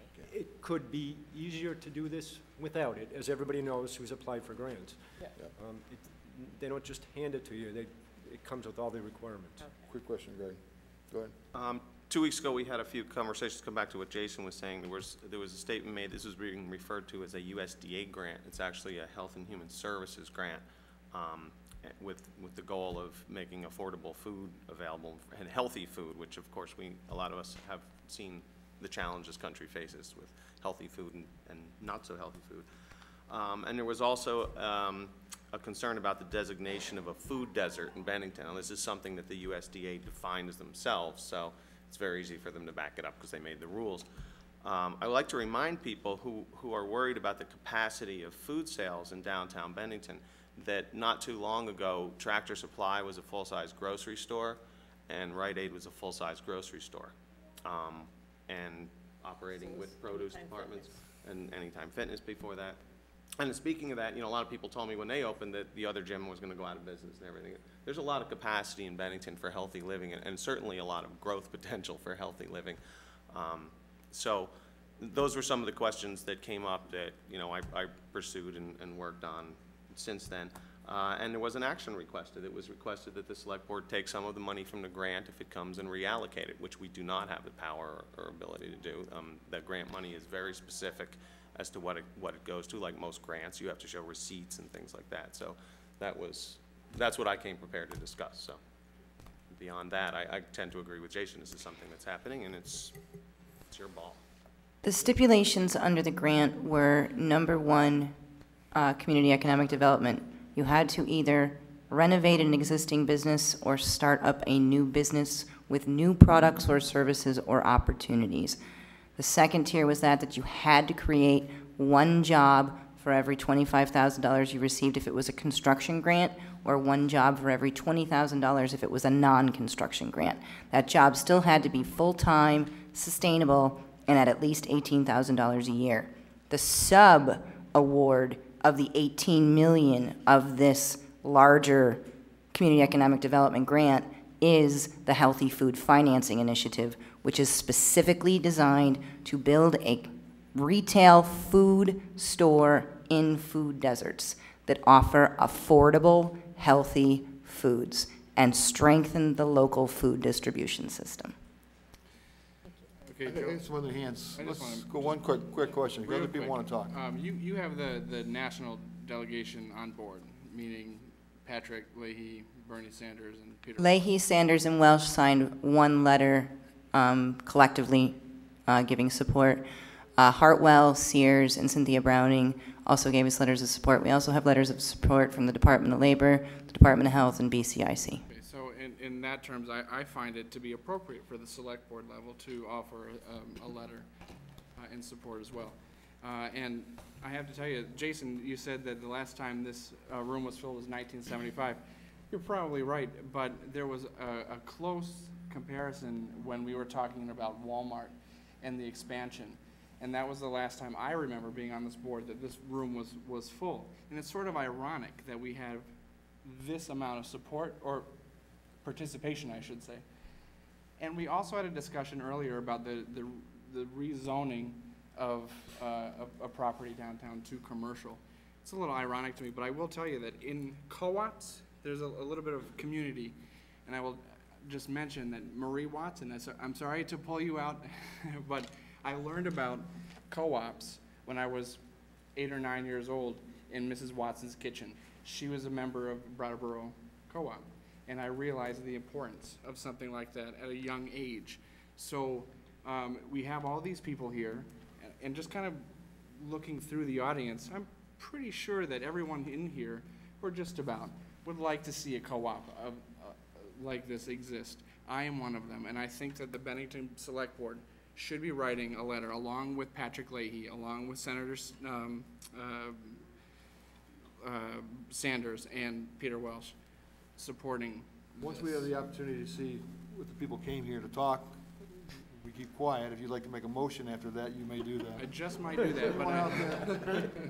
Okay, John, we've got some other folks who want to talk. You want to come up, please, state your name. Stay here. No. Kathy, go ahead, let everybody know who you are. I have to sit. Hi, I'm Kathy Solian. I'm a local business owner and also on the Recruitment and Retention Committee. First of all, I want to talk about this whole free money thing. Let's just presume that she did not apply for a grant and her grandmother gave her $350,000. Free money. You don't have to pay it back, you know, go girl. Would anybody be talking about her funding at this point? I don't think so. I think the real issue here is maybe some fear of competition. I want to remind people, even though this is a small town, we're not a one-horse town, and we shouldn't expect to have one grocery store, one coffee shop, one pizza parlor, or one gas station. We can accommodate more than that. And people don't just shop at the stores because of price only. They shop because they want to, they like it, it's a clean store, it's got good customer service. So there's a lot of reasons people shop at anybody's business, not just price. So just some points I wanted to bring up, and I fully support Kelly. And I haven't turned in my application, but it's in my purse, and it's going in. Okay, that's all I had to say. Anyone else, please, come forward, please, state your name.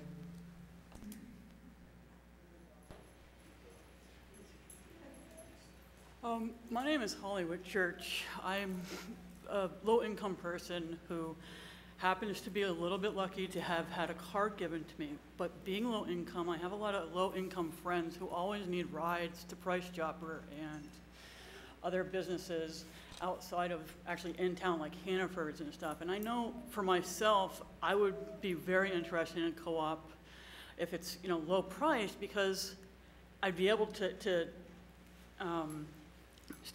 I'd be able to spend not only money on healthy food, I wouldn't have to worry about, you know, how much am I paying to get something at one of the corner stores, because that's the only place I can get to, where the corner stores do happen to be a bit more expensive because they're privately owned and stuff. I think that it would be a good move for everybody, especially the location. Okay, thank you. Other hands? Yes.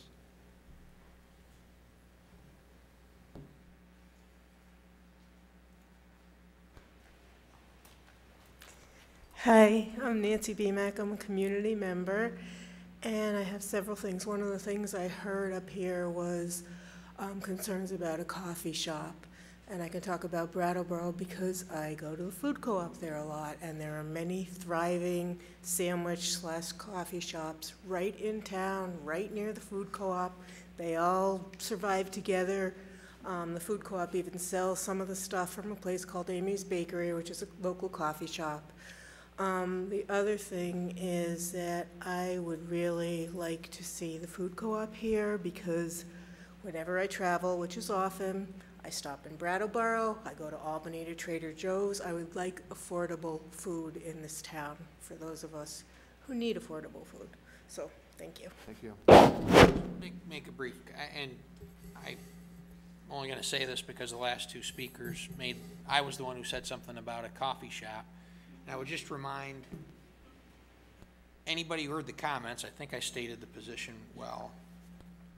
All I know about the project is what was put before us, and that detail, and the detail particularly about the jobs and the details around the rules were not in there. So please understand that when we're given a packet 5 days before and we read it over the weekend, and we're to have a discussion with this many people and look at it from the point of view of the community at large, not just, I also like to be on the record that if we don't have another meeting with these microphones, I'll be very happy at this point. Just keep in mind, your select board only had what was in here, and we've really only had it for 5 days. So those of you who've been involved with the project from the word go, keep in mind that there's been a lot of things we're learning about tonight. I will make the comment to my friend Kathy Solian, and I mean that particularly because she is a friend. I do think there's a difference between the example of money sources that you made. To be fair, I don't think that's a salient, it's not an apples to apples comparison. I'm looking at it just, my point of view of, I'm sitting here as an elected official in the town of Bennington. I do think a co-op probably, if a downtown grocery store would make sense, there's no question. Does that make Main Street nicer? And I don't think, if we had a poll of hands right here, it would be unanimously yes, and probably nobody would say, I can't imagine why you would vote no on something like that. But I do think it does have some value to take a moment and look at what we've got to look at and say, now wait a minute, what's this doing to the other business people at large when, at least from what we can tell, we don't know how it's getting paid back. We don't have a lot of the things that went into the cash flow.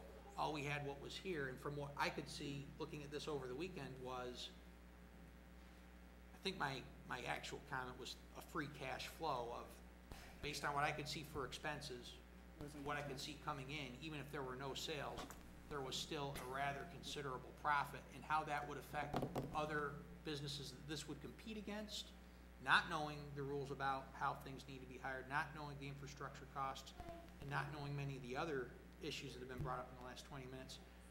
To me, when you looked at the numbers, I think I would have had some dereliction of duty without bringing those comments up when you look at the numbers and analyze them. So I say that to hopefully make that point a little clearer. Any other thing? Back there in the, yes, yeah, come forward. Judy, why don't you come first? Natasha, we'll get you next, all right?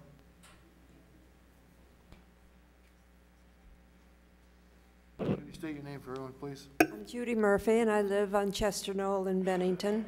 And I'd just like to address the point you brought up about affecting other businesses. Now, there are co-ops in every other county in It could certainly help Vermont. a lot of other businesses too. It could help. And when you look at Bennington and you look at the number of auto parts stores, I mean, we're like the home of auto parts stores, but they seem to all do quite well. And I think that the businesses, what we're talking about here are affordable, healthy foods available to a population that doesn't have that access right now. And I shop at Spice and Nice. I like it very much. But I can't afford to do my whole grocery shop there, nor do they have all of the products that I would need. So I go to other grocery stores, and I think other people will do the same. And I think they'll continue to go to Spice and Nice for the things, the specialties that Spice and Nice has, or Henry's Market, or other small mom and pop markets. Now, when you come to the mom and pop markets, we all go in for the extra quart of milk or a loaf of bread. But there are very few shelves in those stores with healthy produce, grown locally or grown otherwise. But you look at them, they have tobacco, they have the lottery, they have beer, wine, sodas, potato chips. But you can't go into one of those stores and feed your family a healthy meal week in and week out. They just aren't there. But those stores will still continue to function and people will use them. I think that this food co-op is a win-win situation. I don't see any losers here, and I think it would be a great enhancement to our downtown to have this there, and I'm wholly for it, and I think most of the people in this room would agree with me. Thank you.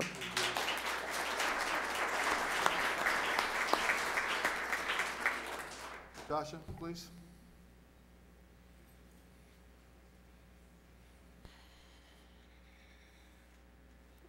Natasha Garter-Luttrell, Crazy Russian Girls. I am here as a business owner, and I want to tell you what I think the co-op would do to my business. Would having a cafe and other baked goods compete with me on my street?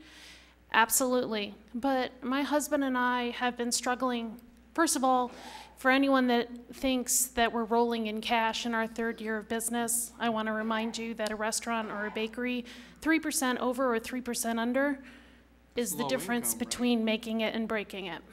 So we are in a tenuous position of growing a brand new business, and we struggle just like everyone else.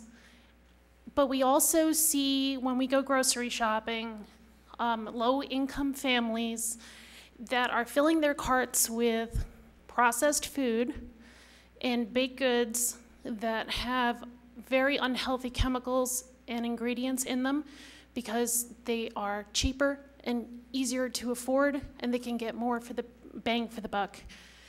Part of Matt and I, our mission at the bakery is to teach about healthy eating, and I know you don't think of a cupcake as something that's healthy, but we try as much as possible to offer chemical-free, healthy, nutritional baked goods, as well as the cupcakes that everyone seems to be addicted to. So I think the most appealing part of having a food co-op on our street is that they have an educational capacity. That is their mission. Their mission is to do the same thing that we're trying to do on a very small scale, is teach low-income families, okay, so you just scored a bag of rutabagas from the kitchen cupboard. What are you gonna do with it now? You know, how do you cook with fresh vegetables? How do you eat fresh food and cook with fresh food and still make it through your food stamps at the end of the month? And okay, so I'm picking on low income, but don't all of us have a desire or should have a desire to eat healthier, less processed food? I mean, granted, Matt and I stumble into Carmody's every Saturday night and eat our burgers because we're too tired to cook. But to have options that are there, even if they compete with me, if any business on Main Street succeeds, they make people come to downtown, they benefit all the businesses down there, people see action on the streets, they pull their car over, they park, they want to know what's going on. And I think that competition is a scary thing for all of us that are trying to make it through this economy. But I think it's also the most important part of owning a small business, because competition keeps you sharp, it keeps you in your A game, it makes you do a better job. If Panera Bakery decided to open up shop on Main Street, would I be shaking in my shoes? absolutely. They have marketing, they have advertising, they look like they have all this money. They make a reasonably good product that's tasty. I love their salads. But this isn't a big, huge conglomerate coming downtown. This is local farmers, local bakers, local people that are producing, that are trying to find an avenue to sell their products and make a living. And so I think, despite the competition, because I know it's going to come, I think we really need it. Thank you.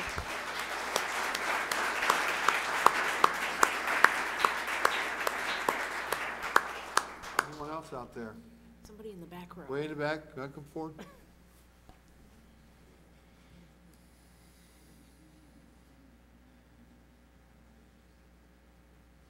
Hi.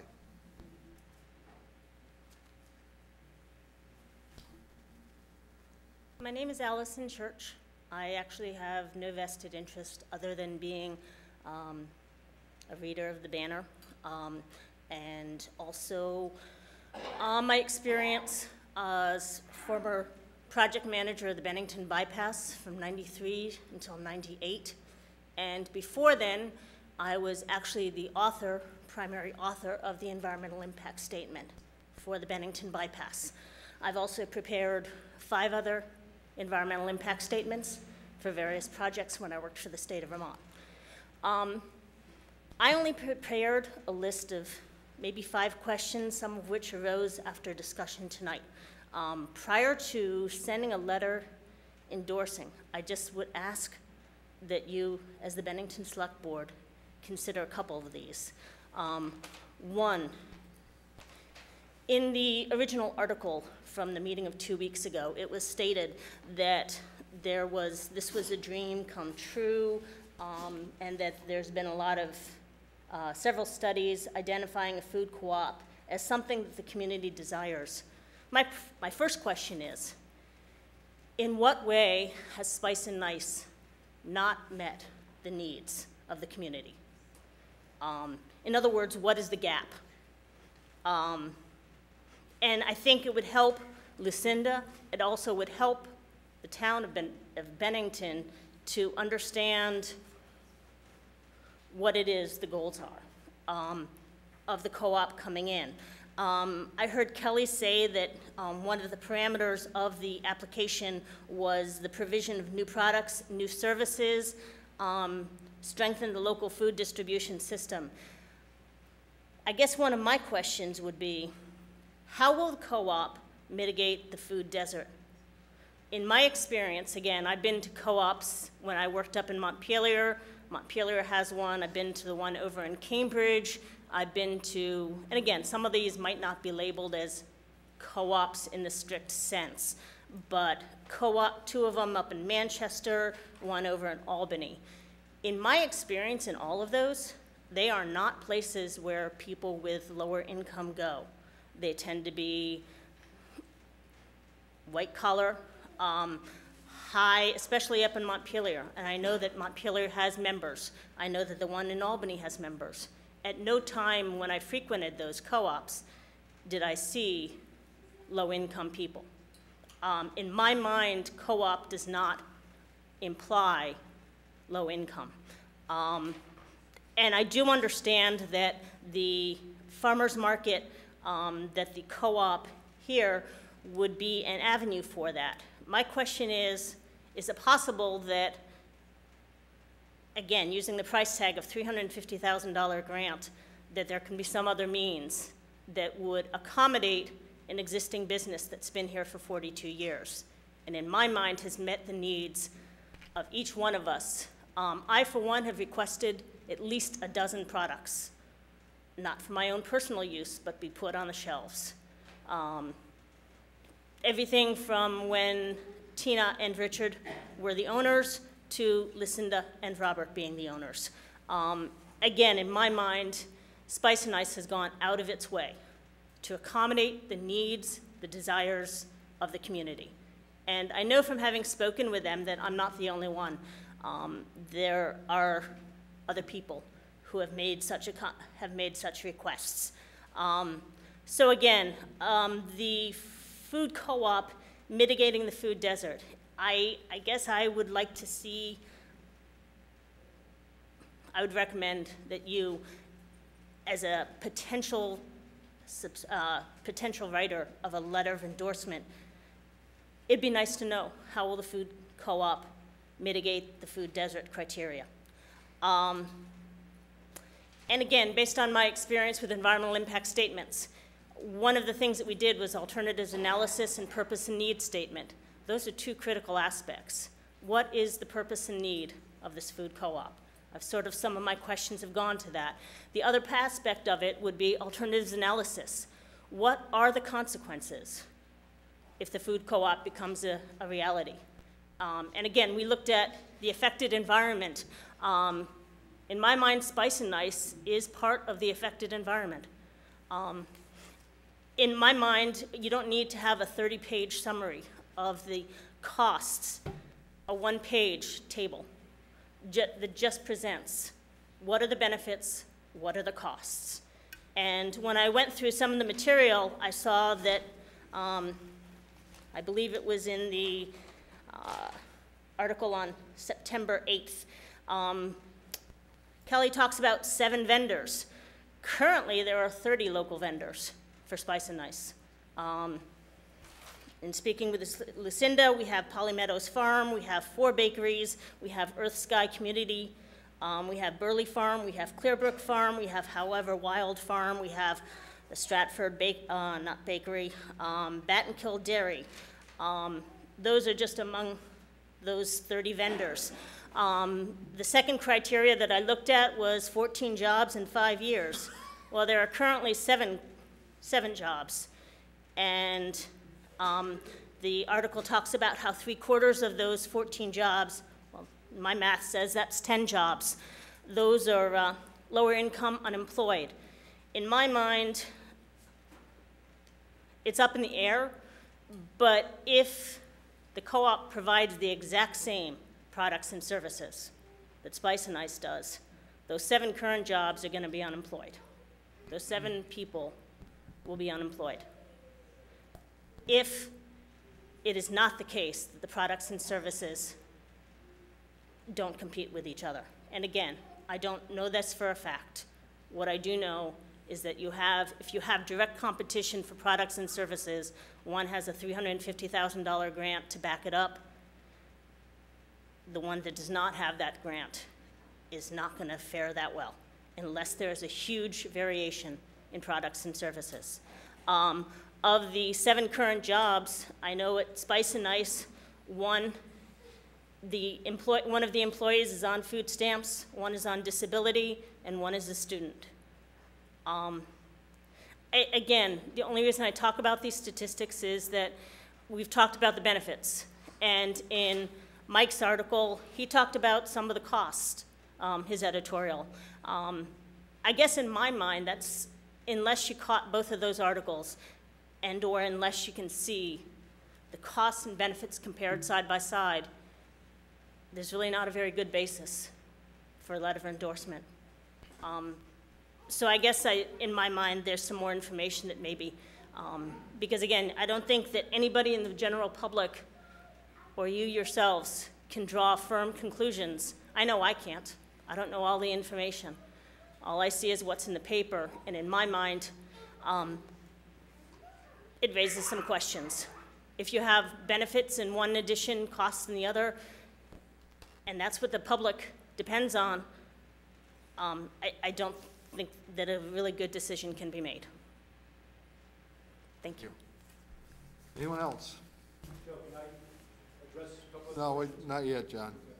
Can you come up? State your name, please. My name is Matthew Starkey-Kreuter. I own the South Street Cafe with my wife, Lauren. I'd like to thank Jason for bringing up the issue about the cafe and potential competition there. And to be honest, I'm not too concerned, although it does raise questions considering the physical size of the storefront that they're looking to move into. 1,800 square feet is small for a grocery store. You know, it's going to be tough to serve the needs of a community that you say is a food desert. And then having a flyer coming out the week after the grant is applied for saying you're going to have a deli and a cafe and a small seating area, that eats into providing the services that the grant money is allocated for. And, you know, I'm not against competition. I bought my business when Dunkin' Donuts was in town. You know, Natasha talked about, you know, Panera moves down. I've already got my version of Panera in Bennington. You know, I pay $1,925 a month in rent. I'm willing to make, you know, I'm willing to go up against that. But then, you know, it scares the hell out of me. You know, grant money that's going to be used to buy coffee equipment potentially, and, you know, and that is a concern. And it's, and like I said, I'm not really that concerned about, and my business is solid. But, Helen. But, you know, it's got to be scary, especially for Lucinda. And is Spice and Ice going to become a cautionary tale against investing in Bennington? That's a question we all have to ask. If Spice and Ice suffers, like if she invests in Bennington and a year later, you know, the powers that be are helping start up something else, and it's tough, you know. It's a question you have to ask, and I don't know the answer to it, but that's all. Let me ask you, because the coffee thing came up. Let's say there's not a coffee thing in a co-op. Can you see how your business can benefit? Oh, yeah. 25 to 30 people coming to Bennington every day? Yeah. That don't come No, I see the potential benefit, but I also see, you know, especially when I saw the brochure that said they were going to have a cafe and a deli, and I'm looking at the space that's 1,800 square feet saying, well, how much, you know, what if the cafe deli part is the profitable part? Does that expand and move back and the grocery store shrinks and shrinks? You know, there are no guarantees about that, and they've... No, and, you know, I ran, I don't think you were there when I was running, but I ran Greenberg's for a number of years, and you know, there's more to competition and to your business being successful than the competition out there. Yeah. It's more than dollars out there. It's the service you provide. Mm-hmm. It's the niche you have, and you have a niche. I go into your shop. You have people I see there coming almost every day. Yeah. And I know Natasha has the same thing, and I know, having gone to Spice and Ice, the same folks. And I don't think you're going to lose your customers there because of the service you provide, the product you provide. But again, I like the last lady's comments. You got to look at both sides. There's pluses and there's minuses. But getting back to the point that I think I made earlier on, Jason, we're just here listening so everybody in the community can hear the concerns out there, because it's not really in our ballpark to play with this thing.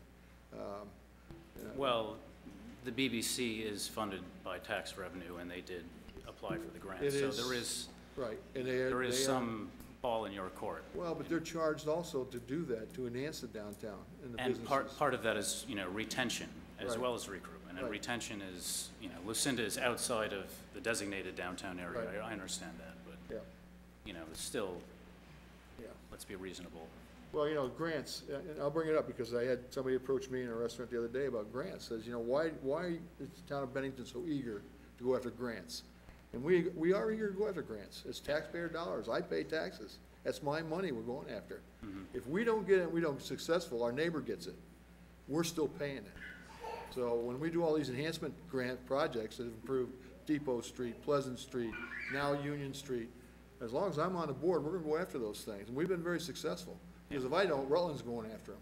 And nothing against Rutland, but I live in Bennington, and I represent the people in Bennington, and it's my tax dollars going there, so I wanna make sure it gets there. And so I don't think BBC is doing the wrong thing by going after this grant.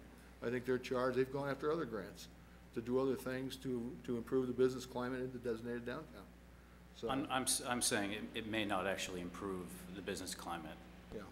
You know, there's a potential of severe backlash for long-term investment. Yep. Granted. Joe, can I ask you a quick question? Were you approached at any time by anybody from the BBC or from the food co-op where you got to air some of your concerns out in any fashion? After the grant was applied for, I had a couple conversations, and I think the whole process was a bit odd or peculiar, where there wasn't, being a co-op, I would assume that there should be co-op members helping to form a business plan, and from what I gather, there were no co-op members. Like Barry, the town of Barry is trying to form a co-op right now, and they have community support of $15,000 to fund the feasibility study and the initial, to get it going, and they want 600 members in order, they say 600 members to open the door. And the equivalent downtown designated organization is helping them do that. But they're helping them get, advertised to get the members so they can have the discussion and do it cooperatively rather than in a boardroom with a couple of people leading, I don't understand the cooperative part about this at this point. Like, the business plan was designed without cooperation of co-op members. Isn't that like kind of a missing piece? Okay. Thanks. Thank you. Joanne?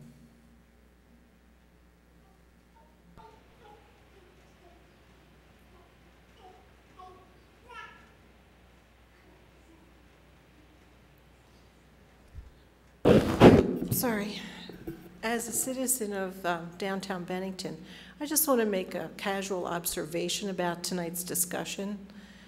I really hate to see this devolve into, who might get hurt, who has competition. I think the bigger picture that we should be looking at is, I think the greater harm to all of our businesses downtown is the empty-looking downtown. And I think every business benefits the more busy we are downtown.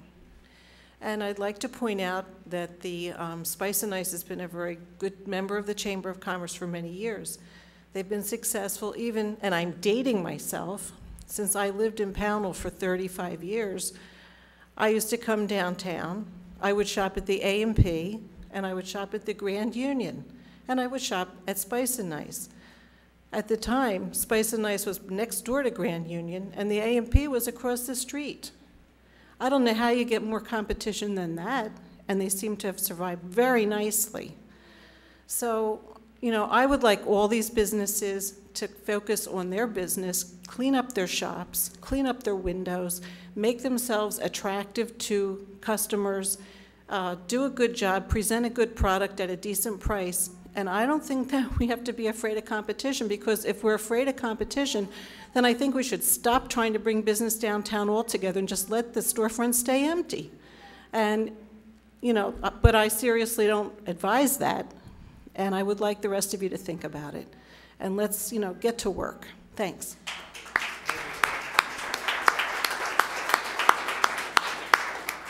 Anyone else here feels they'd like to talk? John? Don't reiterate anything you've said, but if you've got a point you haven't brought up, please come forward. There's somebody down. Could I address some of the questions that were asked? Did you have your hand up? I'm sorry. I didn't see you there. Stand by the window in the shadow. Hi, my name's Carol, and I moved down here from Manchester the other year, and I live right near here, and I don't drive, but I walk out to Hannaford too. It's not that far, but it's not safe because there's no sidewalk the whole way. That's another story. But one thing, co-ops, I used to live in Boston for many years, and my sister worked for Bread and Circus and then Whole Foods, and she even had her own store for a brief while. Because even from all her experience and her graduating top of her class in retailing school and getting a small business management degree and getting the largest grant Bank of Boston had ever given to an individual to start a business, $100,000, she still failed. Because the food business, not just restaurants, is the hardest business, and it's the lowest profit margin, at least in the store aspect of food business. And it just takes one employee, somebody was taking her money and she had to close. When you get grants and you start out from nothing and you have problems to get the store going, even though she knew all the vendors, everything about equipment. My father was a builder. He helped build her things. She had Vermont kitchen store fixtures, do a lot of the cabinets, everything was perfect. But when you open the store, you might not have that much money left to get going. And then you have employees, but it's all new, everything's new. So it doesn't take much to fall behind. And with a grant, once it's gone, it's gone. The other part is most supermarkets or any kind of food store, I mean, I was a cashier 15 years in Boston at Star Market, Prudential Center, one of the busiest stores of its kind in the world for the size of the place. And almost everybody was part-time except the managers, number one. There weren't any full-time cashiers. Because most people don't even want to do it 40 hours a week, but you have the opportunity of people calling sick. That's another thing, scheduled.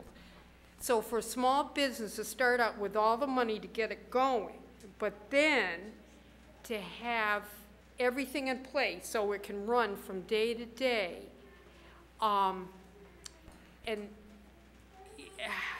that's asking a lot, because nobody the whole time tonight have I heard anybody talk about what I thought and what I know from Boston, what a co-op is that the members work for part of their membership. Or like in Rutland they have one, and most people work some of their, that's part of what the co-op is. And a lot of those people started it, so it starts small and then it gets bigger.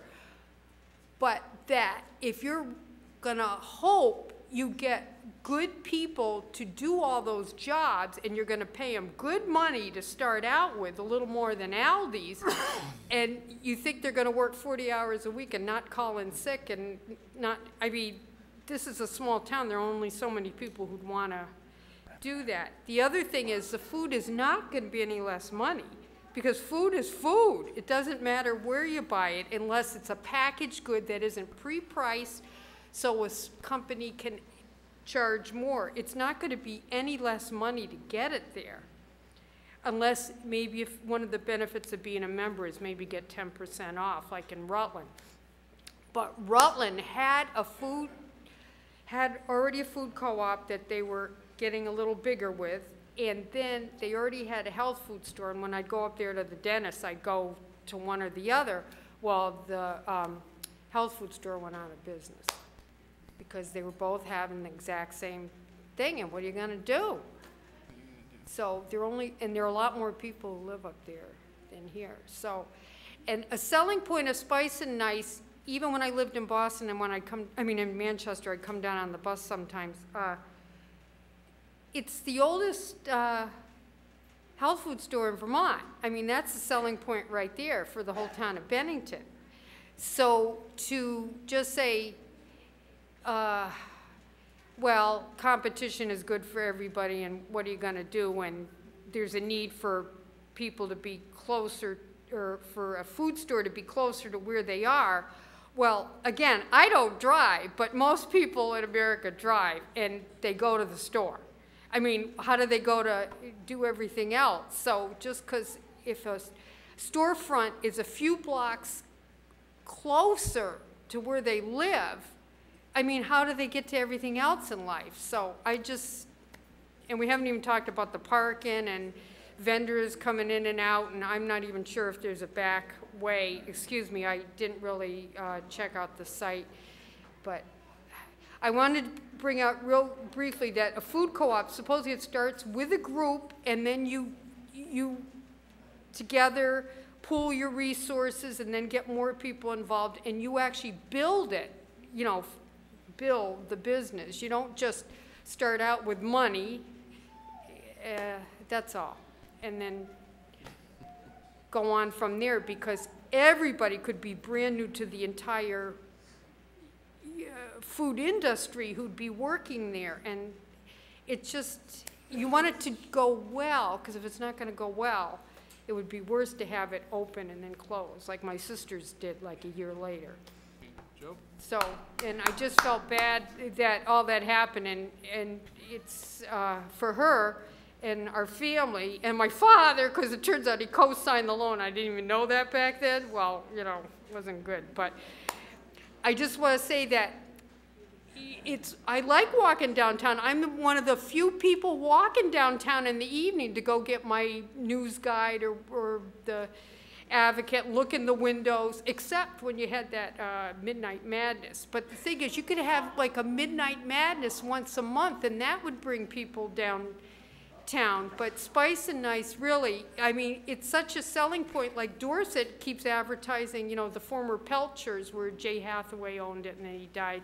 You know, that's the oldest operating continually country store in Vermont. And that alone, I mean, if some of the money could go to Spice and Nice, if somehow they could be bigger, but not to just have a brand new thing like that, because it usually.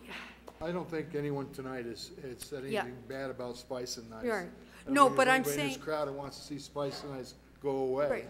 And this meeting moving along.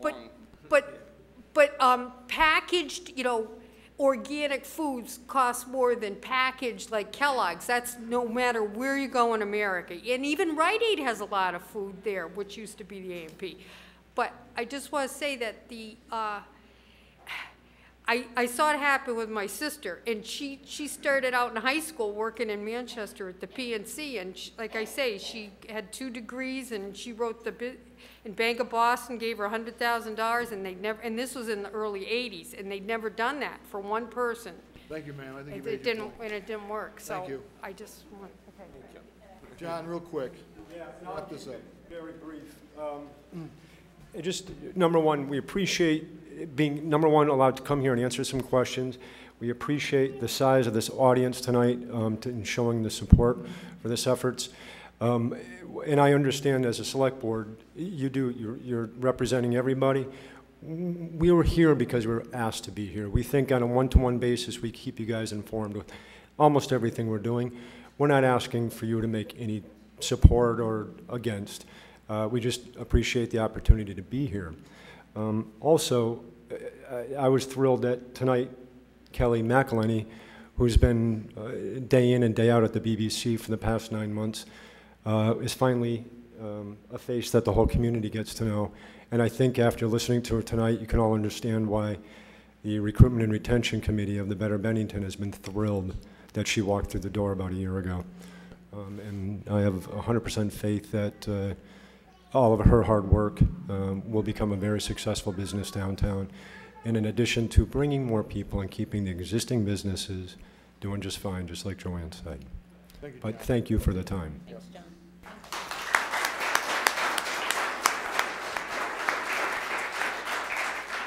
So, Joe, while I half appreciate the chair hushing me up earlier, I would like to make a motion that we write a letter of support for the co-op. Motion on the floor? I'd like to discuss that for just a moment. Is there a motion? Is there a second?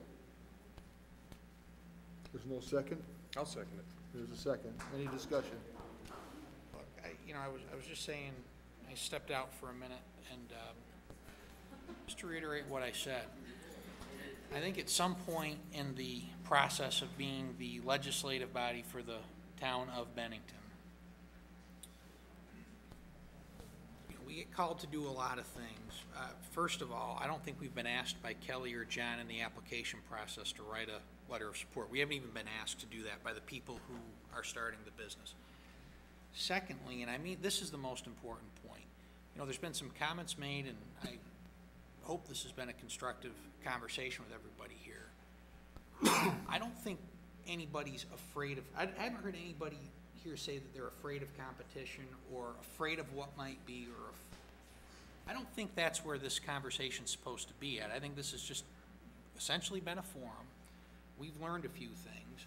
Certainly, I've learned a few things that I didn't know 14 days ago and didn't know 2 days ago when I read the packet, because there was information that was discussed tonight that we didn't have until it came up tonight. I'm not going to vote to have a letter of recommendation written, and the reason I'm not going to vote for it is because I just don't want to be in a position representing all of Bennington where I'm supporting one business over another. I can certainly understand the point of view that an argument can be made, well, this will be so good for downtown Bennington, how can't you sign a letter of support? And I'll just go back to the fact that I agree, it sounds like an interesting concept. I've learned a little bit more about how the $350,000 is going to get used. It's out there to be used, to your point, Joe. It's out there. It's competition in its freest form. But I don't think, as an elected official, I'm going to put myself in a position where I pick any business over another. That's just not my place on this board, and I don't feel comfortable doing it. I wish Kelly, if she's here, all the success in the world. I think it is good for Bennington. I think you look like you've got a very successful business plan there. I truly do wish you all the success in the world, and my comments were meant to simply paint both sides of the road and have a constructive conversation.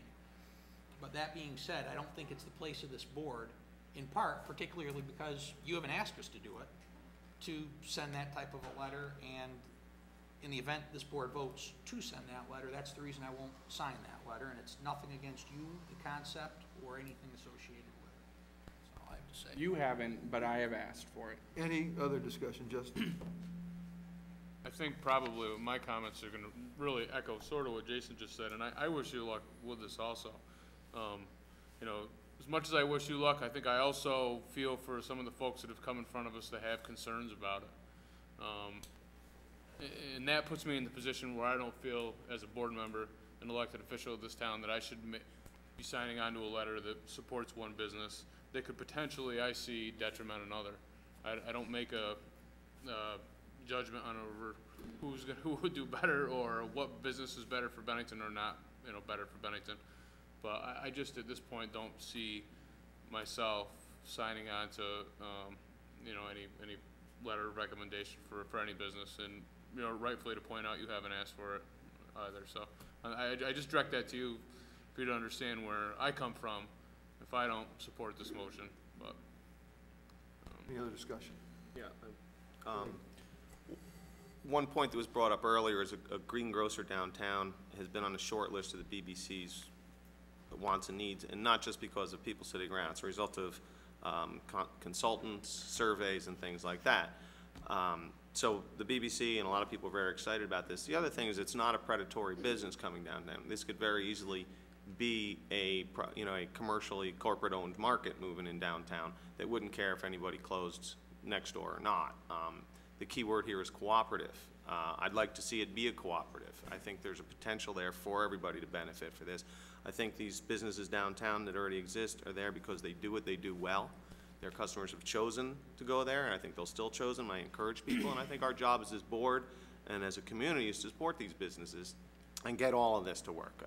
The same way we, you know, the blessings we would give any business and anybody who's investing their time, effort, and money into Bennington.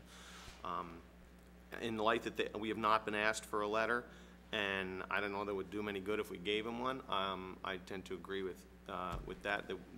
You know, that no action would be appropriate here, and you know, we support them with our dollars when we go out on the street and need a cup of coffee or, you know, some vitamins or whatever, and the things that we buy on a regular basis. So that's where I stand with it.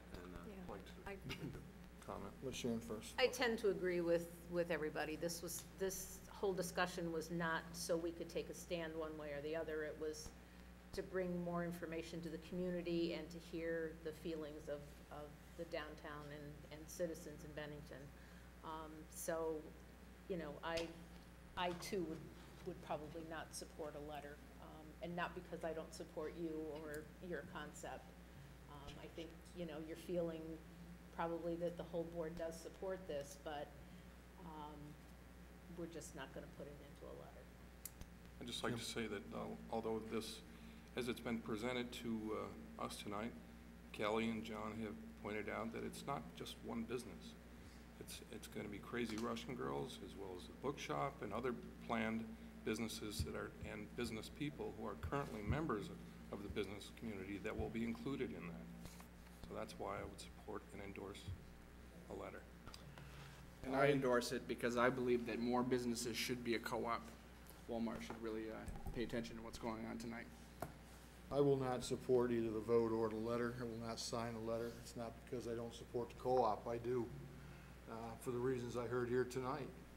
I'm hoping that we'll get more customers in South Street Cafe to have a warm cup of coffee. I know the Crazy Russian girls are going to see an increase in business because the co-op's not going to carry the products, all of the products there. And having run the largest anchor store on Main Street, I will tell you, service is as important as the product you sell and the price you charge for it.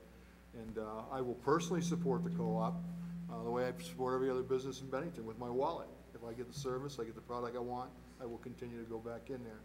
But I think for the points made by Justin and Jason and Sharon, we were not asked. I asked at the last meeting, would we be the pass-through agency for the grant money? And I was told no. That told me right there and then Bennington has no role. The judicial body, the legislative body of Bennington has no formal role to play in this process, other than, as I felt, rightfully or wrongfully, to get this out in the public so people can see what the debate is right now. And if there's more questions, you know who the experts are to ask to get the answers for those questions. And trust me, it's not the chairman of the Bennington Select Board, because I still don't have all the answers for it. And I appreciate Stuart taking about 1,600 pages and bringing it down to this, but there's other information that I probably want to look at before it's all over. So we have a motion and we have a second. Any further discussion? All in favor? All opposed?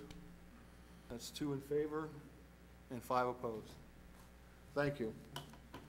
Okay, the next item on the agenda is a proclamation. Oh, this is a good one. For Community Recovery Day. We need Recovery Day after this meeting tonight, right? And I guess we might as well read the resolution. Whereas it is essential to educate our community about substance abuse to combat the misconceptions associated with addiction and to recognize the achievement of those who have achieved long-term recovery and share with others how recovery positively benefits society as a whole. And whereas thousands of people across the United States are living happy, healthy, productive lives in recovery. And whereas it is critical to educate our policymakers, friends and family members, healthcare providers, and businesses that substance use is treatable and that people should seek assistance for these conditions with the same urgency as they would any other health condition.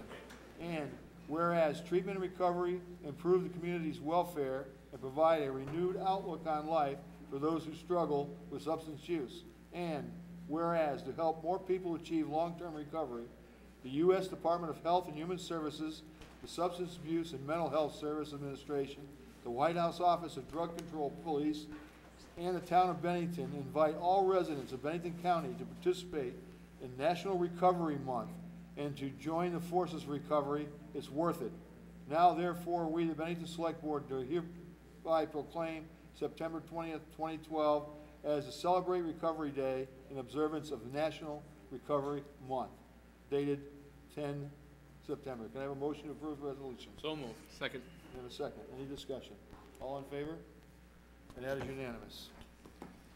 Next item on the agenda, the grand list of omissions and errors. Stuart?